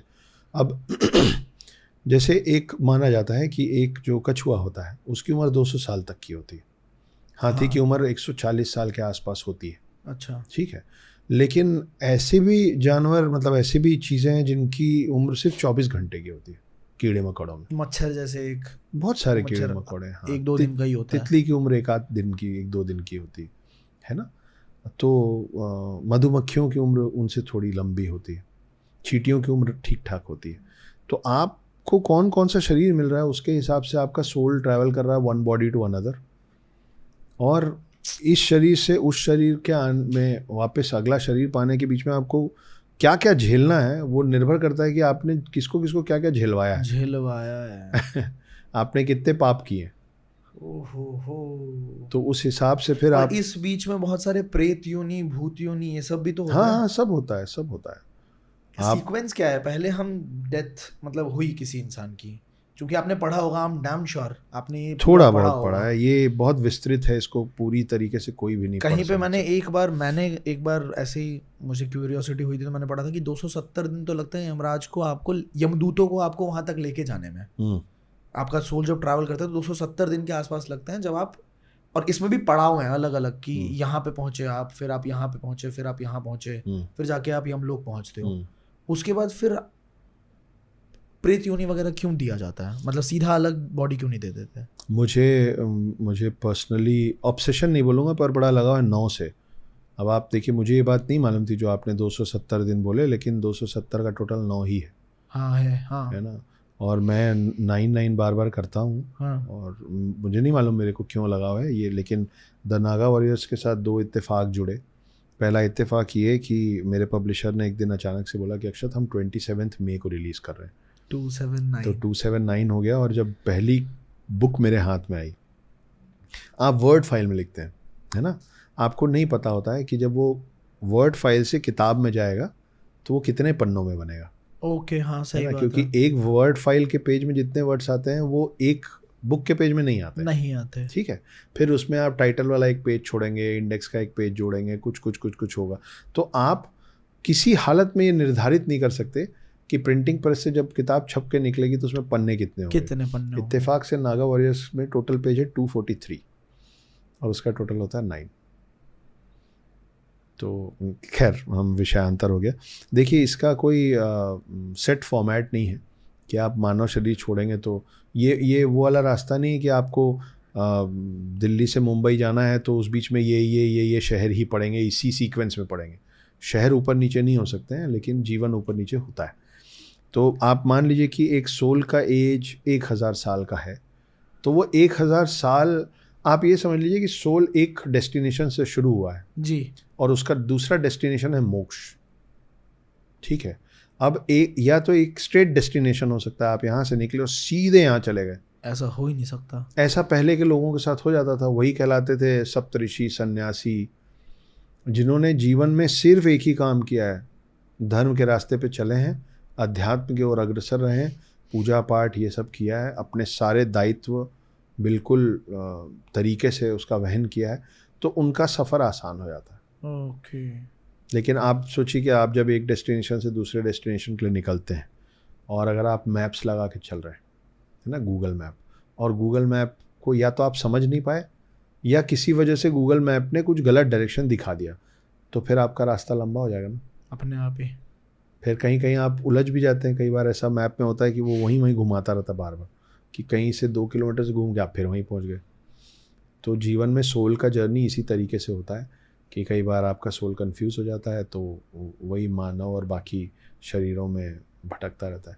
पिशाचों, ये जो आपने जो बोला असुर योनि वगैरह, असुर योनि भी, जैसे अगर आप तामसिक प्रवृत्ति के हैं इस मानव शरीर में कि आपको गुस्सा बहुत जल्दी आता है, आप मांस और मदिरा का सेवन करने में बहुत आगे हैं, है ना, आपको बड़ा शौक़ है कि यार नए नए अलग अलग नॉनवेज खाना है मेरे को, मैं तो चाइना जाऊंगा, मेरे को चमगादड़ टेस्ट करना है ना, इस तरीके ऑक्टोपस ऑक्टोपस खा के देखूंगा मैं स्वाद कैसा है उसका। तो इस तरीके के अगर आप शौक रख रहे हैं तो फिर आप 1-2 बार असुर योनि में आएंगे ही आएंगे। तो आप उसको इनवाइट कर रहे हैं, आप उसको इनवाइट कर रहे हैं ना। आप अपने घर में, आपके घर के अंदर कोई भी नहीं आ सकता ना, आप इनवाइट करते हैं जिस तरीके के लोगों के साथ आप वक्त बिताना चाहते हैं। तो आप इस तरीके की योनियों को इनवाइट कर रहे हैं कि आइए साहब, हमको अपना बनाइए, आप हमारे हो जाइए। तो और ये जो मैं अभी आपको बता रहा था कि काल सूत्र में बांध के आपकी आत्मा को यमराज लेके जाते हैं, तो सोचिए कि अगर देखिए जीपीएस सिग्नल बता रही है ना, अपन अभी गूगल मैप की बात कर रहे थे, तो ये जो जीपीएस सिग्नल लॉस्ट हो गया ना इत्तेफाक से, हाँ, आपके मेरे पॉडकास्ट में, हाँ, वैसे ही सोल के भी जीपीएस सिग्नल कई बार लॉस्ट हो जाते हैं। तो ये जो आत्मा होती है उसका रास्ता परमात्मा से जीपीएस सिग्नल लॉस्ट कर देता है, तो उसी को आप कहते हैं भटकती हुई आत्मा, क्योंकि उसका जीपीएस सिग्नल लॉस्ट हो गया। तो वो आत्मा उसकी भटक रही है, उसको मालूम नहीं किधर से, ना मोक्ष मिल रहा है, ना उसे कोई लेने आ रहा है, ना उसको शरीर मिल रहा है, क्योंकि वो काल सूत्र में बंद के उसको आपके, मुझे नहीं पता पर आप बोल रहे हैं तो सही होगा कि 270 दिन का जो सफ़र था, हाँ, उसमें सोचिए कि वो खुल गया, वो छूट गया, तो वो वहाँ पहुँचा नहीं और यहाँ वापस आ नहीं सकता। उसका क्या हो गया, जीपीएस सिग्नल लॉस्ट। तो ऐसा था। पुनर्जन्म की कुछ कहानियां हैं ऐसी जिसने मतलब दुनिया को भी चौंका के रख दिया हो, या फिर ये भी एक सवाल हो सकता है कि मिस्टर अक्षत गुप्ता पिछले जन्म में कौन थे? क्या लगता है आपको, कुछ वैसी फीलिंग आती है आपको कि ये मैं रहा होऊंगा शायद? या मुझे फीलिंग तो नहीं आती, पर 1-2 रिसेंटली, मतलब पिछले 1-8 साल में मुझे एक्सप्लोर करने का मौका बहुत मिला है, हाँ, ना। मेरा ट्रैवल बहुत हुआ है, मैं बहुत ज़्यादा नए लोगों से मिला हूँ। आप जब किसी ऑफिस में काम करते होते हैं या किसी एक सेट फॉर्मेट में काम करते होते हैं तो आपके कलीग्स उतने ही होते हैं, करेक्ट है ना। लेकिन आप अगर किसी ट्रैवल जॉब में हैं तो आपको हर बार ट्रेन में, प्लेन में, बस में, ऑटो में, कैब में, होटल में, करेक्ट, अनगिनत। तो ना जैसे जैसे आपको ज़्यादा लोग मिलते हैं आपका एक्सप्लोरेशन बढ़ता है, आप एक्सपोज होते हैं बहुत सारी नई चीज़ों के प्रति और आप बहुत कुछ सीखते हैं। करेक्ट। अब क्योंकि मैं हिंदुत्व की बात करता हूँ तो मेरे इर्द गिर्द ऐसे लोग बार बार टकराते हैं या लोग मुझसे मिलवाते हैं जिनको इस तरीके की समझ होती है। तो मैंने कभी किसी से नहीं कहा, शायद मेरे माता पिता भी किसी एक आध अभी के पॉडकास्ट में ही इस बात को पहली बार सुनेंगे कि बचपन से एम्बुलेंस के सायरन की आवाज़ से मेरे को घबराहट होती है। एम्बुलेंस का सायरन जब बजता है ना तो मैं ब्लैंक हो जाता हूँ, मतलब कुछ समय लगता है मेरे को to get back to what I was thinking, what I was saying. थोड़ी देर के लिए मतलब मैं बिल्कुल विचलित हो जाता हूँ, और ये बचपन से हो रहा है। पर मैंने उसको कभी बहुत ज़्यादा ऐसे बैठ के मैं ऐसे सोचा नहीं हो कि क्यों होता है, ऐसा क्यों होता है। होता है भाई सबके साथ कुछ ना कुछ, किसी को पानी का फोबिया होता है, किसी को आग का फोबिया होता है। मेरे को वो आवाज़ तकलीफ देती है, हाँ। लेकिन सायरन की आवाज़ तकलीफ देती है मैं नहीं बोल रहा हूँ, मुझे पुलिस सायरन की आवाज़ तकलीफ नहीं देती, एम्बुलेंस की, मुझे फायर ब्रिगेड के मुझे स्पेसिफिकली एम्बुलेंस वाली आवाज़, मतलब मैं अभी बोल रहा हूँ ना तो मेरे दिमाग में एम्बुलेंस के अंदर की चीज़ें दिख रही हैं मुझको, है ना। तो और जबकि ऐसा मेरे साथ अब तक इस जीवन में हुआ नहीं है। तो मैं अभी थोड़े समय पहले किसी से मिला था, वो अटेंशन सीख करना चाह रहे थे मेरा, और वो जिस टेबल पे मेरे साथ बैठे थे वहाँ से मैं उठ के जा भी नहीं पा रहा था। अच्छा। तो अमूमन मैं पसंद नहीं करता हूँ कि कोई मेरे बारे में मेरा हाथ पढ़े, मेरा माथा पढ़े, मेरी कुंडली देखे। मेरे को नहीं जानना होता है, हाँ। शायद वो भी कोई कारण ही होगा मेरे पिछले जन्म का कि जब आप किसी तरीके के गिल्ट में होते हैं ना तो आप आईना नहीं देखना चाहते, हाँ हाँ हाँ, है ना। होता। आप किसी के साथ गलत किए ना तो आप उसके सामने नहीं आना चाहते। सही बात तो है। हो सकता है कि मैं अपने पास्ट लाइफ के सामने जाना ही नहीं चाहता, होगा कुछ, मुझे नहीं पता, पर वो बताने लग गए। और क्योंकि मुझे अब 4 लोग पहचानते हैं तो उस टेबल में बाकियों को बड़ा मजा आने लग गया, हाँ, कि बताओ कि अक्षत गुप्ता के बारे में बताओ, बड़ा मजा आता है। अब मैं वहाँ फंस गया था, उनको मेरे बारे में कुछ नहीं मालूम था। और जैसा कि मैंने कहा कि शायद ऐसी किसी पॉडकास्ट के माध्यम से मेरे माता पिता को पता चलेगा कि एम्बुलेंस की आवाज़ से मेरे को घबराहट होती है, हाँ। बिना कुछ जाने वो शख्स और भी चीज़ें बोले, लेकिन उसमें एक चीज़ जो ठहर गई मेरे पास, उन्होंने बोला कि आपके कई जन्म हो चुके हैं, उसमें से एक जन्म में आपको अस्पताल ले जा रहे थे, घर से अस्पताल के रास्ते में आपका देहांत हो गया था। और उसको नहीं मालूम है कि मेरे को एम्बुलेंस की आवाज़ से परेशानी है। तो ये बड़ा मेरे लिए चौंकाने वाला। तो जब उन्होंने बोला तो मैं फिर से एक बार सोचा कि यार बचपन से इस बात से तो तकलीफ होती है। तो वो उस घर से अस्पताल के रास्ते में मैं मरा था। तो आमतौर पे एम्बुलेंस में सीरियस केसेस को ले जाया जाता है, तो शायद ये कारण होगा। और एक और महानुभव मिले थे, उन्होंने एक और बड़ी अजीब अटपटी सी बात बताई। तो मैं मजाक में बोलता हूँ कि मैं आधा ब्राह्मण हूँ, है ना, क्योंकि मेरे my parents are love married. Okay. तो मेरे डैड तो गुप्ता हैं क्योंकि मैं हूँ, इसीलिए मैं, मतलब क्योंकि मैं हूँ इसलिए डैड गुप्ता नहीं है, क्योंकि डैड गुप्ता है इसलिए मैं गुप्ता हूँ। और मेरी माँ से उनका लव मैरिज है, तो मेरी माँ उच्च कोटि ब्राह्मण है, है ना, शर्मा है। ये जो दूसरे महानुभव थे इनको भी कुछ नहीं मालूम था। ये मालूम था कि इसका सरनेम गुप्ता है, ठीक है, लेकिन उनको ये नहीं मालूम था कि माता पिता का बैकग्राउंड क्या है इनके, ठीक है।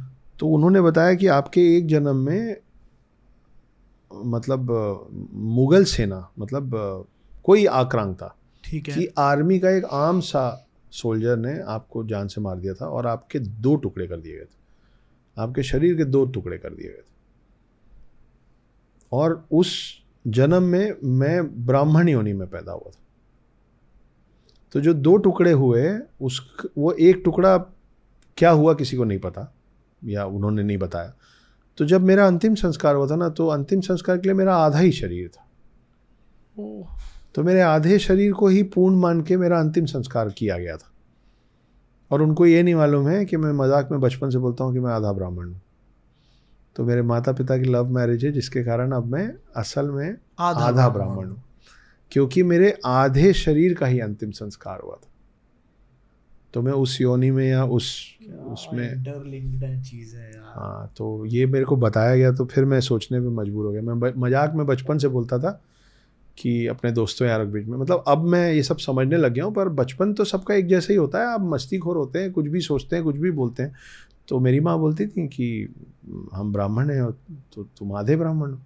तो मैं दोस्तों के बीच में बोलता था कि मेरे साथ ज़्यादा लगना नहीं तो मैं श्राप दूंगा, कम से कम आधा तो लग ही जाएगा। अगर मैं बोलूँगा तेरा दोनों टांग टूट जाएगा, तो एक तो टूट ही जाएगा। एक तो टूटेगा भाई, है ना। तो लेकिन जिस दिन उन्होंने मेरे को ये बोला कि आपके आधे शरीर का अंतिम संस्कार हुआ था, तो आपको समझ में आ गया। तो ये बड़ी इंटरेस्टिंग 1-2 चीज़ें। तो मुझे नहीं मालूम कि अक्षत गुप्ता पिछले जन्म में कौन थे। इसके वीडियो के थंबनेल पे भी मैं आज देखना अभी क्या लगवाऊंगा, नागा ऐसे आपका एक वॉरियर वाली पिक्चर लगा के। कौन थे अक्षत गुप्ता पिछले जन्म नहीं, एक बार मुझे ये भी बोला हुआ है कि आप अपने धर्म के प्रति बहुत ज़्यादा स्ट्रिक्ट रहे हैं, लड़े हैं, ऐसा किसी ने नहीं बोला, लेकिन ये ज़रूर बोला गया कि हाँ, कि मतलब आप अपने धर्म के लिए खड़े हो जाते हैं। इस जन्म में भी होते हैं, क्योंकि हमेशा से आप ये किए, हमेशा से ये करते आ रहे हैं। क्या बात है। वॉरियर हैं कि नहीं वो नहीं मालूम, लेकिन हाँ, we had a deeper discussions of death and पुनर्जन्म। जन्म, डेथ के जो भगवान माने जाते हैं, जो देवता माने जाते हैं, जो महाकाल माने जाते हैं, तो वो है महादेव जी, शिव जी। शिव जी के ऊपर आपसे बात करनी है मुझे, क्योंकि मैं शिव जी का भक्त हूँ। मुझे लगता है ऐसा हमेशा कि शिव जी का अंश, मतलब मैं बहुत कनेक्ट और रिलेट कर पाता हूँ। मैं कभी भी गाने लिखने बैठता हूँ तो मेरा वो स्वतः है कि वो अपने आप शिव जी पे उनका बखान अपने आप हो जाता है। ऐसा लगता है हाथ पकड़ के लिखवा रहे हैं कि मेरे बारे में बेटा ये लिखो, ठीक है। तो आपसे बात करनी है शिव जी के बारे में, कि आप कुछ डिटेल्ड इन्फॉर्मेशन उनके बारे में, कुछ ऐसा जो मुझे भी जान के मज़ा आ जाए। भूत प्रेत की मुंडमाला, ऐसा क्यों है वो ऐसे? शिव को डिस्ट्रॉयर बोला जाता है, आशुतोष, डिस्ट्रॉयर बोला जाता है, बट वो सबसे प्यारे हैं। हाँ, और शिव के हाथ में त्रिशूल जो होता है जी, ऐसा माना गया कि त्रिशूल के जो 3 नोक है ना, वो 3 नोक वही है क्रिएशन, प्रिजर्वेशन और डिस्ट्रक्शन। मतलब त्रिशूल, ट्राइडेंट, उन तीनों में सब कुछ है। आप देखिए कि, और असल में लेकिन यूं ऐसे कैसे क्या बोला गया है कि ब्रह्मा वो हैं जो रचना करते हैं, विष्णु वो हैं जो प्रिजर्व करते हैं, और शिव वो हैं जो डिस्ट्रॉय कर देते हैं। करेक्ट। इस हिसाब से तो हर चीज़, लिविंग और नॉन लिविंग, मतलब आप खुद में ब्रह्मा विष्णु महेश है। आपको अजीब लगेगा कि ये क्या बोल रहे हो। आपका शरीर बना है ना, जिस दिन आप पैदा हुए उस दिन आपका शरीर बना है। अभी जब तक आप मृत्यु को टच नहीं कर रहे हैं तब तक आपका शरीर मेंटेन हो रहा है। प्रिजर्व्ड है। और सेल्स का तो डेली का ही सीन है, सेल्स आपके डेली बन रहे हैं, ऑपरेट हो रहे हैं और डेली डिस्ट्रॉय हो रहे हैं। तो आपके अंदर तीनों ब्रह्मा विष्णु महेश रोज काम कर रहे हैं। और एक दिन अंतिम में वो दिन आएगा जिस दिन शिव जी सिर्फ महेश काम करेंगे, सिर्फ महेश का काम होगा। तब ब्रह्मा का काम खत्म हो चुका है आपके शरीर में, वो क्रिएट कर दिया, उनका काम खत्म। पूरे बीच के पूरे समय विष्णु का काम जो आपके और मेरे में चल रहा है अभी। और हर वो जो लोग जो मृत्यु को टच कर चुके हैं वो शिव के पास पहुंच जाते हैं। शिव जी के बारे में ये मैंने कहीं पढ़ा नहीं है, मैं शिव जी की तस्वीर देख रहा था और मेरे दिमाग में दिल में ऐसा आया और मेरे को ये सोच के बहुत मज़ा आया। वो ये कि आप देखो कि शिव की जटा में चंद्रमा है जी। चांद कहाँ है असल में? पृथ्वी से बाहर, पृथ्वी से स्पेस में। हाँ है ना? हाँ। तो ब्रह्मांड जो स्पेस है उसका डिपिक्शन मुझे लगता है कि शिव जी के चांद से होता है कि ये भी मेरे पास है। उसके बाद है गंगा धरती पे। तो आप देखिए कि हम आकाश गंगा बोलते हैं, आकाश सोलार सिस्टम में मिल्की वे को हम आकाश गंगा बोलते हैं, ठीक है। तो वो आकाश गंगा का डिपिक्शन है। फिर आप नीचे आए तो उनके गले में वासुकी कॉइल करके बैठे हैं उनके कंधे पे। तो कॉइल करके बैठे हुए हैं मतलब कि स्थिरता भी उतनी है, वो खुद भी स्थिर है, लेकिन उनके ऊपर एक ऐसा विशैला नाग जिसको वासुकी कहा गया है, जिसको नागों का राजा बोला गया है ना। और उनके कंठ में जहर है, इनके खुद के कंठ में जहर है। आप यहाँ किसी भी चीज़ को कितनी देर धारण कर सकते हैं, रोक कितनी देर नहीं रख सकते, या आप निकाल देंगे या आप निकल लेंगे। हाँ। है ना? अगर उन्होंने निकाल दिया तो नहीं, उन्होंने दोनों आज तक नहीं किया है। वो यहाँ ठहरा के रखे हैं। वो सिंबल है पेशेंस का, वो सिंबल है पेशेंस का जो आप और मैं कर ही नहीं सकते कि यहाँ। तो आप सोचिए कि कितनी सारी ऐसी बातें हैं जो हम हलक से उतारना नहीं चाहते हैं क्योंकि हमारे में जहर फैल जाएगा, और हम बोलना नहीं चाहते हैं क्योंकि हमारे मुंह से वो निकलेगा तो कहीं किसी का नुकसान हो जाएगा। लेकिन हम कब तक रख पाते? तो वो विष को रखे हुए हैं। इनके पूरे शरीर में भस्म लगा हुआ है। भस्म प्रतीक है अंत का, भस्म प्रतीक है अंत का। आप उसके नीचे आइए, उन्होंने जो छाल ओढ़ रखा है, शेर की छाल है ना। हाँ। तो शेर की छाल ओढ़े हुए मतलब कितनों के सेवियर हैं वो, ठीक है। उसके बाद उनका जो वाहन है वो है नंदी प्रतीक है इंतजार का। नंदी इंतजार ही करते रहते हैं शिव के ध्यान से उठने का, हमेशा इंतजार करते रहते हैं। इनके हाथ में त्रिशूल है, जो अभी हमने बात की कि त्रिशूल में ही तीनों हैं। और ये इतना शांत साधु किस्म का आदमी, लेकिन जरूरत पड़ने पे वो त्रिशूल उठाता है। जब तांडव करता है तो सब बर्बाद कर देता है। तो त्रिशूल भी उठाता है, ज़रूरत पड़ता है तो ऐसे नॉन वायलेंट है, मुस्कुरा के भोले भंडारी हैं, असुरों को भी वरदान दे देते हैं, लेकिन जब ज़रूरत पड़े तो फिर नाश भी कर देते हैं। आप उनके फिर वो जिस एक पत्थर पे बैठे हैं, उस पत्थर को आप समझिए पृथ्वी, कि वो पृथ्वी पे उनका वास है। आप किसी और भगवान को पत्थर पे बैठे हुए नहीं देखेंगे। सच। विष्णु जी शेषनाग पे बैठे हैं, ब्रह्मा जी कमल पे बैठे हैं, कोई मोर पे बैठा है, कोई स्वान पे बैठा है, कोई चूहे पे बैठा है। सिर्फ शिव है जो पत्थर पे बैठे हैं। तो पत्थर कहाँ होता है? पृथ्वी में। इसीलिए माना जाता है कि शिव धरती पे ही रहते हैं, वो वैकुंठ धाम में जाके नहीं रहते। और शिव रहते कहाँ हैं? कैलाश पर्वत पे। कैलाश पर्वत क्या है? ऊंचाई, दूरी, शांति। पर्वत मतलब शांत, करेक्ट, ठीक है, ठंडक।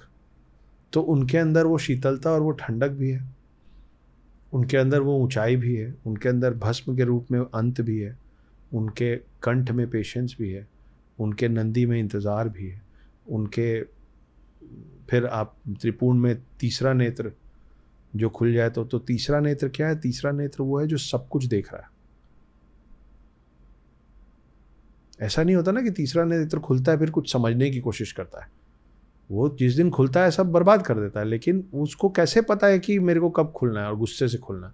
क्योंकि जब वो बंद भी है ना तो भी उसको सब पता है, देख रहा है वो सब कुछ, वो सब कुछ देख रहा है। तो पूरे जो शिव जी का जो पूरा रूप है आपके सामने, उसका एक एक एलिमेंट आपको कुछ समझा रहा है। आप स्पेस समझा रहा है, मिल्की वे समझा रहा है, डिस्ट्रक्शन समझा रहा है, प्रिजर्वेशन समझा रहा है, पेशेंस समझा रहा है, इंतज़ार समझा रहा है, शीतलता समझा रहा है, अंत समझा रहा है, विष समझा रहा है। शेर के मतलब कितने सारे जानवरों को बचाने के लिए वो शेर की छाल को ओढ़ के या शेर के उस पे बैठे हुए हैं, वो पत्थर पे बैठे हैं। वो भगवान, वो एक लौते ऐसे भगवान है जो परमानेंटली आपके बीच में यहाँ रहते हैं। और अभी एक बहुत ही इंटरेस्टिंग चीज़ मुझे पता चली, अभी तक पूरी दुनिया में माना जाता था कि जो सबसे बड़ा सांप है, हाँ, उसके अवशेष मिले थे साउथ अफ्रीका में। ठीक है। नहीं सॉरी, उसके अवशेष मिले थे यूएस में। ठीक है। और उसको नाम दिया गया था टाइटाना बुआ। टाइटाना बुआ, टाइटाना बुआ, हाँ। और वो कुछ 8-9 मीटर का उसका साइज था। ठीक है, 8-9 मीटर काफ़ी होता है, बहुत लंबा होता है। तो क्योंकि आज तक सांप का मिला सबसे बड़ा अवशेष टाइटाना बुआ का था, जो यूएसए में मिला था, उसको उपाधि दे दी गई थी किंग ऑफ स्नेक्स का। अच्छा। और कई सालों से किंग ऑफ स्नेक्स टाइटाना बुआ ही था। अभी 1 साल पहले उससे भी बड़ा सांप गुजरात में उसके अवशेष मिले, वो 15 मीटर। 15 मीटर मतलब लगभग 50 फुट होता है आशुतोष। सच में बहुत बड़ा होता है। 50 फुट के अवशेष मिले हैं। ठीक है, अब आप सोचिए कि हम जिस बात से नाराज़ हो जाते हैं कि वेस्टर्न कंट्रीज़ हमको लैंड ऑफ स्नेक्स बोलते हैं, अब से गर्व महसूस कीजिए कि हाँ, हम ही तो होंगे लैंड ऑफ स्नेक्स, क्योंकि अब टाइटाना बुआ का टाइटल जो किंग ऑफ स्नेक्स था वो इसके पास आया है, जो 50 फुट का सांप था। और उसको नाम क्या दिया गया, जैसे उसको टाइटाना बुआ नाम दिया गया था, इसको नाम दिया है वासुकी इंडिकस। वासुकी इंडिकस। अब आप इससे रिवर्स जाते हैं, आप सोचिए कि अगर वासुकी का साइज 50 फुट का है तो उसका वजन भी उस हिसाब से होगा। करेक्ट है, हाँ। कई 100 किलो होगा। हाँ। 50 फुट के सांप का सही बात, वजन। सही बात। हम जैसे 9 बंदे हो गए, 9-10 बंदे, मतलब 8-9 बंदे हो गए। ठीक है, लंबाई में। हाँ, लंबाई में और हाँ। वजन में उससे भी ज़्यादा। हाँ। तो आप सोचिए कि अगर वासुकी 50 फुट के थे तो वो जिसके गर्दन पे बैठते थे उसका कंधा कितना बड़ा होगा, और उसका कंधा उतना बड़ा था तो फिर शिव का साइज क्या होगा। सही बात। और अगर शिव का साइज वो था तो शिव जिस पे बैठ जाते हैं, जिस वाहन पे, जिसको आप नंदी कहते हैं, वो कैसा होगा, जो शिव और वासुकी दोनों को अपने पे लाद के चल लेता है। अब कुछ सुनने वाले बोलेंगे कि इस हिसाब से तो 100 फुट के होंगे शिव, कुछ तो भी बोल रहा है अक्षत गुप्ता, कुछ तो भी नहीं बोल रहा है अक्षत गुप्ता। हाथी के जो पूर्वज हैं उनका भी तो अवशेष मिला है, जिसको आप मैमथ बोलते हैं। हाँ। जो हाथी से 3 गुना बड़े होते थे। ठीक है, तो जब आपको अवशेष मिल गया है और वो हाथी थे, हाथी का जो अवशेष मतलब जो पूर्वज थे वो मैमथ थे, जब मैं ये प्रूव कर पा रहा हूँ तो आप मेरे को कैसे इस बात से डिसअप्रूव करेंगे कि मैमथ के पहले भी तो उनका कोई वंशज होगा। तो वो ऐरावत होगा। ये बिल्कुल ऐरावत होगा, वो जिसपे इंद्र सवारी करते थे। आज जो आप शेर देखते हैं, जो आज भी आपके मेरे जैसे 20-50 को तो अकेले फाड़ दे, ठीक है, उसका जो पूर्वज था वो उससे 3 गुना बड़ा था, उसका नाम था सेबर टूथ।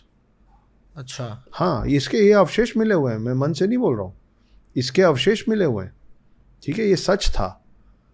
तो फिर सेबर टूथ के ऊपर भी कुछ होगा। तो हर चीज़ आप देखिए पहले बड़ी थी और समय जैसे जैसे कई हजार साल बीते हैं उन सब का साइज छोटा होता जा रहा है। यही पूछने वाला था कि हाँ, जैसे जैसे वक्त बीता है उनका साइज छोटा हुआ है, लाइफ स्पैन भी छोटा हो रहा है।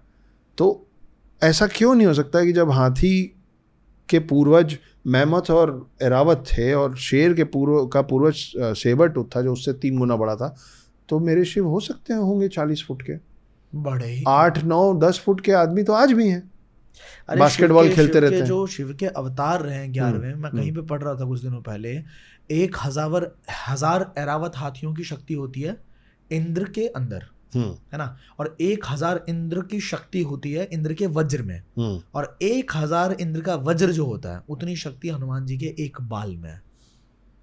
ये चीज लिखित में थी एक जगह पे। अब हनुमान जी तो कितने शक्तिशाली थे ये तो हम सबको पता है, बिल्कुल, कि जो सहस्त्र जोजन पर भानु लील्योताहि मधुरफल जानू जी, वो जिनका अवतार है उनकी शक्ति का तो फिर आप क्या ही अंदाजा लगाएंगे आप। सही बात। तो ऐसे ही थोड़ी ना हमने भगवान महादेव के भक्त जो होते हैं वो अघोरी साधु भी महादेव के भक्त होते हैं जी। लास्ट टाइम हमने मांस खिला दे वाली जो एक चीज करी थी वो बहुत वायरल हुई और जगह जगह पे लोगों ने मुझे आज भी लोग मिलते हैं जो बोलते हैं हमने आपका वो वाला देखा था, मांस खिला दे। भाई अगली बार अगर आप कोई भी ऐसा पॉडकास्ट देखते हो हमारा तो दूसरे बंदे का भी चेहरा ऐसे याद कर लो मुझे ऐसे दरकिनार मत किया करो मेरी आंखों के सामने। एनीवेज, तो Naga warriors, this is a beautiful story. और दोस्तों जो भी इंसान इसको पढ़ता है, पढ़ना अवश्य पढ़ना, मैं खुद पढ़ रहा हूँ इसको, शुरुआत करी है मैंने। मेरा नाम जरूर ढूंढना है, इस किताब में एक जगह पे मेरा नाम भी मेंशन्ड है। हाँ ये सच है, इनका नाम मेंशन्ड है।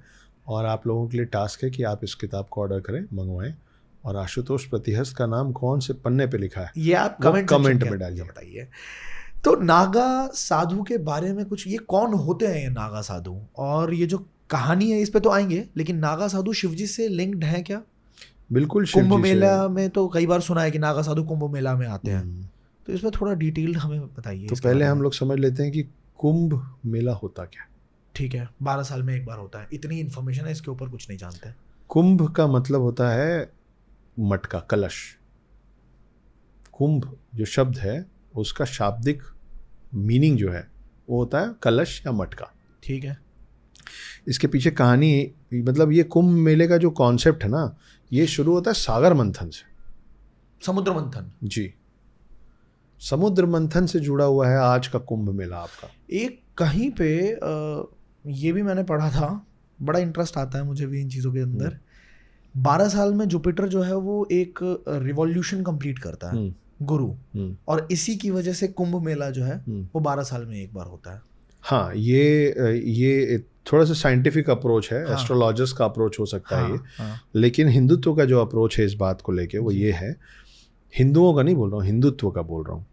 वो अप्रोच ये है कि जब सागर मंथन, समुद्र मंथन, सागर मंथन जब हुआ था और उसमें से फिर निकला था अमृत कलश।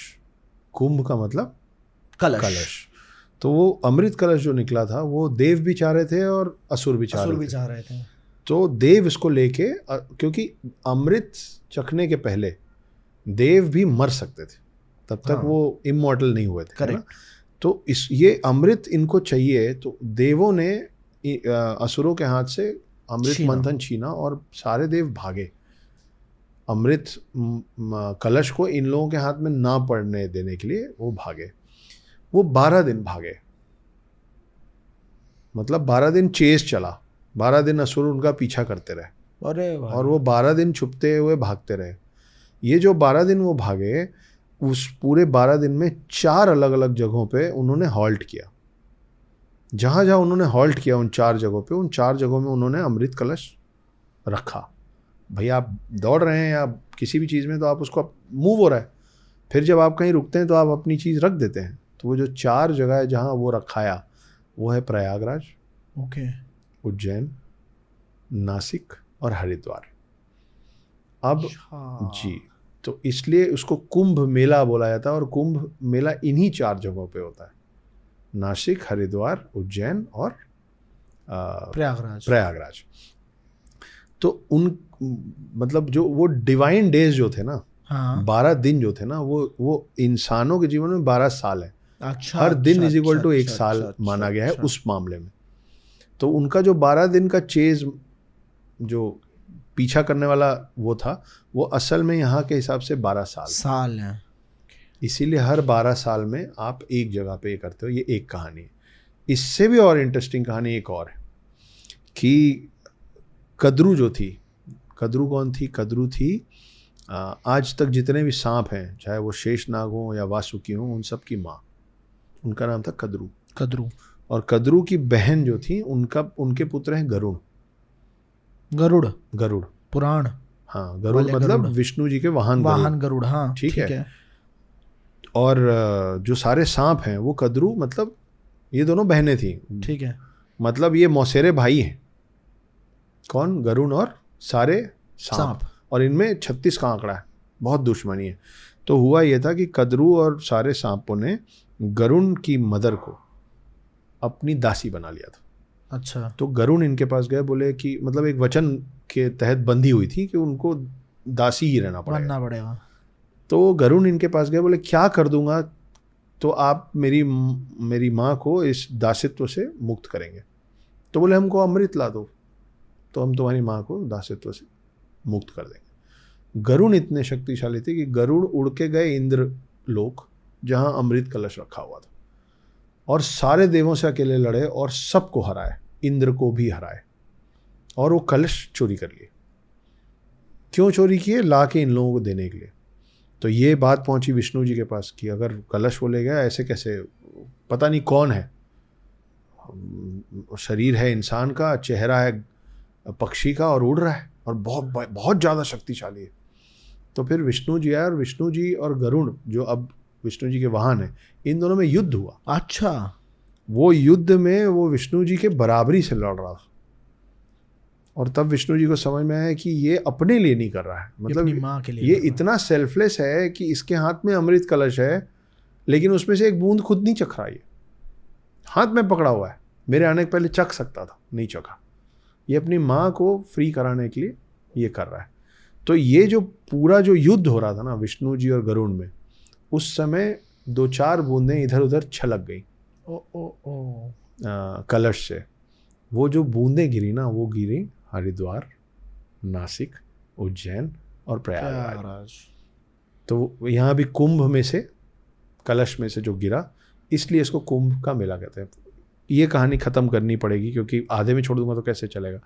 तो फिर विष्णु जी को जब ये समझ में आया तो विष्णु जी ने युद्ध रोका और गरुड़ से बोला कि ठीक है, तुम उनको देना चाहते हो, तुम उनको दे दो, लेकिन अगर मैं यहाँ से तुमको अमृत कलश लेके जाने दूंगा तो मैं चाहता हूँ कि लौट के तुम आजीवन मेरे वाहन बनो।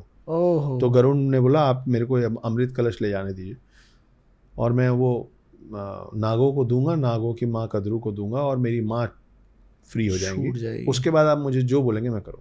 तो बोले तुम्हारा काम सिर्फ ये है ना कि तुमको उनको अमृत कलश दे देना है ना, वो पी पाएंगे या नहीं पी पाएंगे उस पर तुम्हारा बोले नहीं कोई लेना देना। हाँ।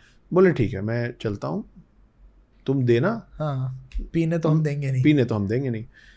तो इसके पीछे बड़ी इंटरेस्टिंग सी एक और बात है। तो गरुड़ जो थे वो ला के अमृत कलश घास के ऊपर रखे। हाँ। और बोले ये मैंने दे दिया, अब मतलब बोल के मेरी माँ को आज़ाद कीजिए।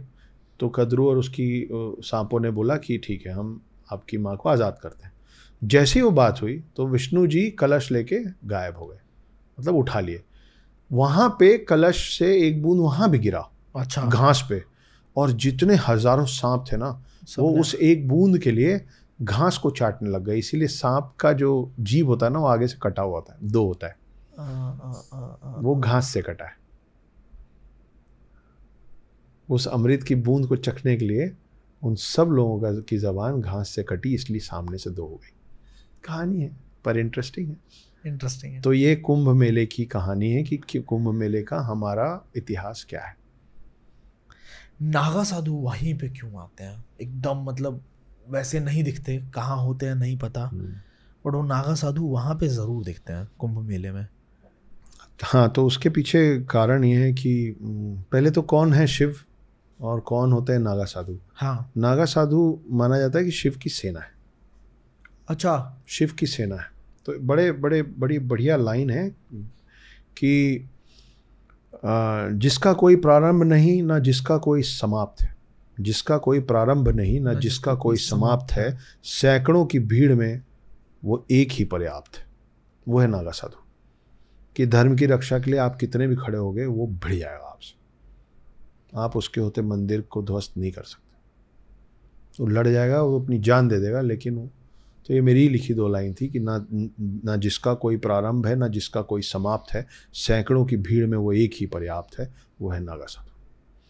ठीक, तो नागा साधु अपने आप को शिव की सेना मानते हैं। और 7th-8th सेंचुरी में आदि गुरु शंकराचार्य ने जो थे, पहले आदि गुरु शंकराचार्य, उनको ये समझ में आया था कि आने वाले समय में आप शास्त्रों के बलबूते अपने धर्म की रक्षा नहीं कर पाएंगे, क्योंकि दूसरे समुदाय बनेंगे, दूसरे रिलीजन्स बनेंगे जो आपसे शास्त्रों पे बात करके बड़ा छोटा तय नहीं करेंगे। तो आपको आने वाले समय में अपने धर्म को बचाने के लिए शास्त्रों के साथ साथ शस्त्रों की भी आवश्यकता पड़ेगी। और उस समय उन्होंने नागा साधुओं को क्रिएट किया था धर्म की रक्षा के लिए। तो मैं इसीलिए बार बार बोलता हूँ कि अगर आप अपने आर्मी, नेवी और एयरफोर्स के सैनिकों को देख के डरते नहीं हैं, आपके अंदर उनके प्रति रिस्पेक्ट आता है। रिस्पेक्ट आती है। तो अगली बार जब आप नागा साधुओं को देखें तो उनसे घबराने डरने की ज़रूरत नहीं है, आप उनको रिस्पेक्ट कीजिए, क्योंकि जैसे आर्मी, नेवी और एयरफोर्स आपके सरहद की, आपके देश की, आपके ज़मीन की रक्षा करते हैं, वैसे ही नागा साधु आपके और मेरे धर्म की रक्षा करते हैं। वो पूर्वज हैं हमारे। अब देखिए इंटरेस्टिंग चीज़ इसमें एक और चीज़ है कि आपकी उम्र के सारे जेनजीज को ये पता रहता है कि ग्रीक के जो सबसे अच्छे योद्धा होते हैं, ग्रीक्स, उनको स्पार्टन्स कहते हैं। जापान, 300। जापान के जो सबसे अच्छे योद्धा होते हैं उनको समुराई कहते हैं। लेकिन आप लोगों को, हम लोगों को ये जानने की ज़रूरत है कि आपके सबसे अच्छे योद्धा कौन है। वो हैं वॉरियर्स, नागा वॉरियर्स, जिनकी बहुत रिगरस ट्रेनिंग होती है आशुतोष। उनको वेपन्स के लिए तैयार किया जाता है, उनको ज़मीन में सोने का, जैसे समुराई इसका आपने देखा ना कि बहुत पतली लाइन का डिसिप्लिन होता है और बहुत स्ट्रिक्ट होता है, आम इंसान कर ही नहीं सकता। सेम हालत है इन लोगों का।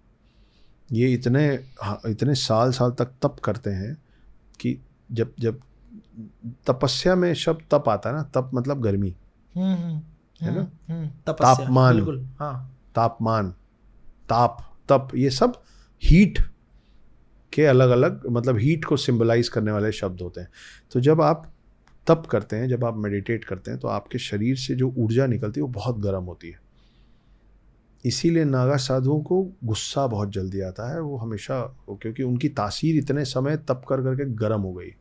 बोलते हैं ना कि बहुत गर्मी चढ़ गई इसके सर में। हाँ, होता है। जब पूजा भी कर, मतलब जब मेरा अपना पर्सनल एक्सपीरियंस है, आधा घंटा आप मेडिटेट करने बैठ जाओ या आधा घंटा आप कोई मंत्र जाप करने बैठ जाओ, उसका जब आप उठेंगे तो आपकी एनर्जी का लेवल अलग होता है। गर्मी लगती है, गर्मी भी होती है, बिल्कुल, मतलब सर थोड़ा सा हिलता है। हाँ, यहाँ पे मतलब अलग नशा होता है, वो कान वान गर्म हो गया रहता है ना। बिल्कुल। तो ये आपके और मेरे से बहुत ज्यादा लेवल की बात है। ये तो कई दिन, हफ्तों, महीनों करते रहते हैं। तो इसलिए ठंडी जगह में रहना पसंद करते हैं, बर्फ़ में रहना पसंद करते हैं। और दूसरा कारण ये है कि ये ऊंचाई पे इसलिए रहते हैं क्योंकि ये चाहते नहीं है कि हम लोग उनको डिस्टर्ब करें, उन तक पहुँचे। इसीलिए जब वो आपसे मिलते हैं ना, तो अपना एक ऐसा फेस लेके मिलते हैं जिसकी वजह से आपको डर लगे और आप दूर रहें। सही बात है कि मत करो डिस्टर्ब। दो लोग जब मिलते हैं ना आशुतोष, तो दोनों को एक दूसरे से कुछ चाहिए होता है। सही बात। इसीलिए दो लोग मिलते हैं। इनको आपसे कुछ नहीं चाहिए, तो ये आपको, आपके आसपास लोल्लो पोच्चो करेंगे नहीं। ये सब छोड़ चुके हैं, कपड़े छोड़ चुके हैं, ये खाना पीना छोड़ चुके हैं, ये सारे सांसारिक मोह माया, इनको कोई मतलब नहीं है। आईफोन, एप्पल 15 प्रो ब्रो नहीं, इसलिए ऐसे होते हैं। तो ये है नागा साधु। नागा वॉरियर्स किताब आपने लिखी जी, पब्लिश हुई है अभी 27 मई को ही, बुक स्टोर्स पे अवेलेबल हुई है। बिल्कुल। तो इसके पीछे की क्या स्टोरी है, और इसके विजुअल राइट्स भी मैं सुना कि सूत्रों से खबर मिली कि इसके विजुअल राइट्स निकल चुके हैं और इस पे मूवी भी बन रही है। जी, आपके सूत्र बहुत कमाल के हैं। मेरे सूत्र डायरेक्टली राइटर हैं जो ऑथर है इस किताब के। आपका सूत्र आपके सामने बैठा है। तो ये सही है कि इसके विजुअल राइट्स निकल गए हैं। मिस्टर संदीप लेजल हैं, मिले जब थे तो प्रोड्यूसर थे, होते होते अब बहुत अच्छे दोस्त हो गए हैं। क्या बात। और उनका प्रोडक्शन हाउस है जिसका नाम है बेक माई केक प्रोडक्शंस। इन्होंने पहले फिल्म बनाई 10वीं, जो अभिषेक बच्चन सर के साथ, 10वीं पास। हाँ जी, हाँ जी, 10वीं पास। और मिस्टर जॉन इब्राहिम के साथ एक फिल्म बनाई थी बाटला हाउस। हाँ, अभी मिस्टर जॉन इब्राहिम के साथ उनकी अगली फिल्म बहुत जल्दी रिलीज होने वाली है, उसका नाम है तेहरान। ठीक है। जिसके बाद वो और मैं लगने वाले हैं द नागा वॉरियर्स पे। विजुअल राइट्स उन्होंने ऑलरेडी खरीद लिया। ये 2 पार्ट में फिल्म भी आएगी और किताब भी। तो पहली किताब आपके सामने रखी है, दूसरी किताब रिलीज़ होगी इसी साल नवंबर दिसंबर में। मैं चाहता नहीं हूँ कि मेरे रीडर्स बहुत लंबा वेट करें कि टू बी कंटिन्यूड के बाद क्या हुआ। हाँ, कटप्पा ने बाहुबली को क्यों मारा? वो मैं बार बार बोलता हूँ, इसलिए मैं यहाँ रिपीट नहीं कर रहा था, पर तुमने करवा लिया कि मुझे पसंद नहीं है कि व्यूअर्स और रीडर्स इस चीज़ का इंतज़ार करें कि कटप्पा ने बाहुबली को क्यों मारा। तो मैं जल्दी जल्दी निकालना पसंद करता हूँ। तो सेकेंड पार्ट भी ये साल ख़त्म होने के पहले आ जाएगा। जब तक आप लोग इस किताब को ख़रीदेंगे, आपके पास पहुँचेगी, आप लोग पढ़ेंगे, तब तक मैं आपको दूसरा पार्ट दे दूँगा। क्या बात। तो ये है आपके सवाल का जवाब। तो हाँ, इसके विजुअल राइट्स निकले हैं और इस पर बहुत धांसू फिल्म बन रही। कब तक आ जाएगी फिल्म अंदाजे से? ये बड़ा सब्जेक्टिव क्वेश्चन है यार, क्योंकि एक फिल्म बनाना 1-2 लोगों के हाथ में नहीं होता है। किताब लिखना अकेले मेरे हाथ में, इसलिए मैं बता पा रहा हूँ कि सेकंड पार्ट नवंबर तक दे दूंगा। लेकिन फिर ये चीज़ कर पाना बड़ा कठिन है। एक्टर्स के डेट्स, डायरेक्टर्स की प्रिपरेशन, है ना। फिर अच्छा, हिस्ट्री में जैसे नागा वॉरियर्स रहे हैं, नागा वॉरियर्स के अलावा और कौन कौन से बहुत बड़े वॉरियर्स आपको दिखते हैं, मतलब हमारे भारत के इतिहास में? मेरे पसंदीदा एक जो हिस्टोरिकल कैरेक्टर है वो है पृथ्वीराज चौहान। क्या बात है। हालांकि जो फिल्म आई थी पृथ्वीराज चौहान, वो असल में जो कहानियाँ हमने बचपन से पृथ्वीराज चौहान की सुनी है वो ऐसी नहीं है। जैसे पृथ्वीराज चौहान कुछ 12 या 13 बार मोहम्मद गजनी को हरा के छोड़ दिए थे। वो हर बार हमला करता था, वो हारता था, फिर छोड़ देते थे, बोले जाओ यार, है ना। ये हम लोगों की हमेशा से, उस समय से आज तक हमारी यही गलती होती है कि हम ख़त्म नहीं करते, हम छोड़ देते हैं। तो वो 12-13 बार उन्होंने छोड़ा। इतनी बार छोड़ने के बाद फिर एक बार मोहम्मद गजनी बहुत बड़े प्रिपरेशन से आया। बंदा भी ढीठ ही था, बार बार आ रहा था। उसके पीछे एक बहुत कहीं सुना था मैं कि मोहम्मद गजनी बैठा हुआ था हार के जंगल में, और वो देखा एक चींटी अपने से भी ज़्यादा वज़न अपने मुंह में दबा के पेड़ में चढ़ने की कोशिश कर रही थी। वो चढ़ती थी, फिर गिर जाती थी, फिर चढ़ती थी, फिर चढ़ती थी, फिर गिर जाती थी। वो 12 बार कोशिश की, 12 बार नहीं चढ़ पाई, 13वीं बार फिर कोशिश की, चढ़ गई। उससे उसको हिम्मत मिली कि मैं भी 12 बार हारा हूँ, फिर कोशिश करूँ। तो मोहम्मद गजनी, देखिए कोई विलेन हो कोई हीरो हो, सीखने के लिए सबसे सबसे आप कुछ ना कुछ सीख सकते हैं। तो मोहम्मद गजनी ने 13वीं बार हमला किया पृथ्वीराज चौहान पे, जिसपे वो पृथ्वीराज चौहान को हराया। लेकिन उसने वो गलती नहीं की जो पृथ्वीराज चौहान हर बार कर रहे थे। उसने नहीं छोड़ा, उसने सब बर्बाद किया। पृथ्वीराज चौहान का दोनों आँख फोड़ा और उसको अपने कारागार में डाल दिया, मतलब जेल में डाल दिया कि तुम अब बचे पूरे जीवन अंधे रहो, यहाँ रहो। लेकिन उसके साथ, पृथ्वीराज चौहान के साथ, उसने उनका एक मंत्री भी डाल दिया जो पोएटिक लैंग्वेज में बात करता है। अगर आपने फिल्म देखी होगी तो सोनू सूद का जो रोल था, हाँ, है ना, कि वो बड़े समझदार थे और पोएटिक लैंग्वेज में वो बात करते थे। तो अब पृथ्वीराज चौहान का एक ही लक्ष्य बच गया था कि मेरे को मोहम्मद गजनी को मारना है, ख़त्म करना है, ख़त्म करना है। कैसे करे? अंधा आदमी जेल के अंदर। तो वो जेल के अंदर अपने इस मंत्री को बता के प्रैक्टिस शुरू किए, आवाज़ पे तीर चलाना, मतलब शब्द भेदी बाण जिसको बोलते हैं, कि आवाज़ जहाँ से आएगी वहाँ से सिर्फ आवाज़ सुन के बंद आँखों से या बिना आँखों के आप तीर मारेंगे और करेक्ट लगेगा। ये सच है, ये आपकी हिस्ट्री है। वो उसकी तैयारी करना चालू किया और मोहम्मद गजनी के पूरे राज्य में साल में एक बार, जैसे जिसको आजकल आप और मैं एनुअल फंक्शन बोलते हैं ना, उस तरीके का एक बहुत बड़ा समारोह होता था। उसमें कैदी भी आते थे। हाँ, मतलब जो भी अपना कोई आर्ट फॉर्म दिखा सकता है, जिसकी वाहवाही हो रही है, वो आते थे। और कोई करतब दिखा रहा है, कोई डांस दिखा रहा है। तो ये बात मोहम्मद गजनी तक पहुंची कि पृथ्वीराज चौहान आवाज़ पे तीर चलाना सीख गए। तो बोले अच्छा, अंधा अभी भी, अंधे के पास अभी भी कुछ शैली बची है, देखना है मेरे को। तो उनके लिए अलग से, मोहम्मद गजनी के लिए अलग से सिंहासन बनाया गया, बहुत ऊंचा। कि आप इमेजिन करो, जैसे सब तरफ लोग हैं और एक तरफ में एक बहुत ऊंचे से सिंहासन पे, टावर जैसा सिंहासन बना, उसके ऊपर में मोहम्मद गजनी बैठा और बोला कि बुलाया जाए। तो ये आए, साथ में इनका मंत्री आया, दोनों कैदी। तो बोले दिखाओ। तो बोले मेरे को, हमको 2 तीर चाहिए। बोले 2 क्यों चाहिए? बोले इंसान ही है, एक बार अगर मिस आउट हो तो एक मौका और मिलना चाहिए। तो बोले हाँ ठीक है, दे दो, 2 तीर दे दो। तो पृथ्वीराज चौहान को 2 तीर दिया गया। दूर में कहीं पे एक बंदा कुछ घंटी या कुछ लेके खड़ा कि मैं इसको आवाज़ करूँगा, और किस तरफ से आवाज़ आएगी चारों तरफ से मैं मालूम नहीं। ये बंदा ऐसे खड़ा हुआ है कि जहाँ से आवाज़ आएगी मैं तीर चला दूँगा।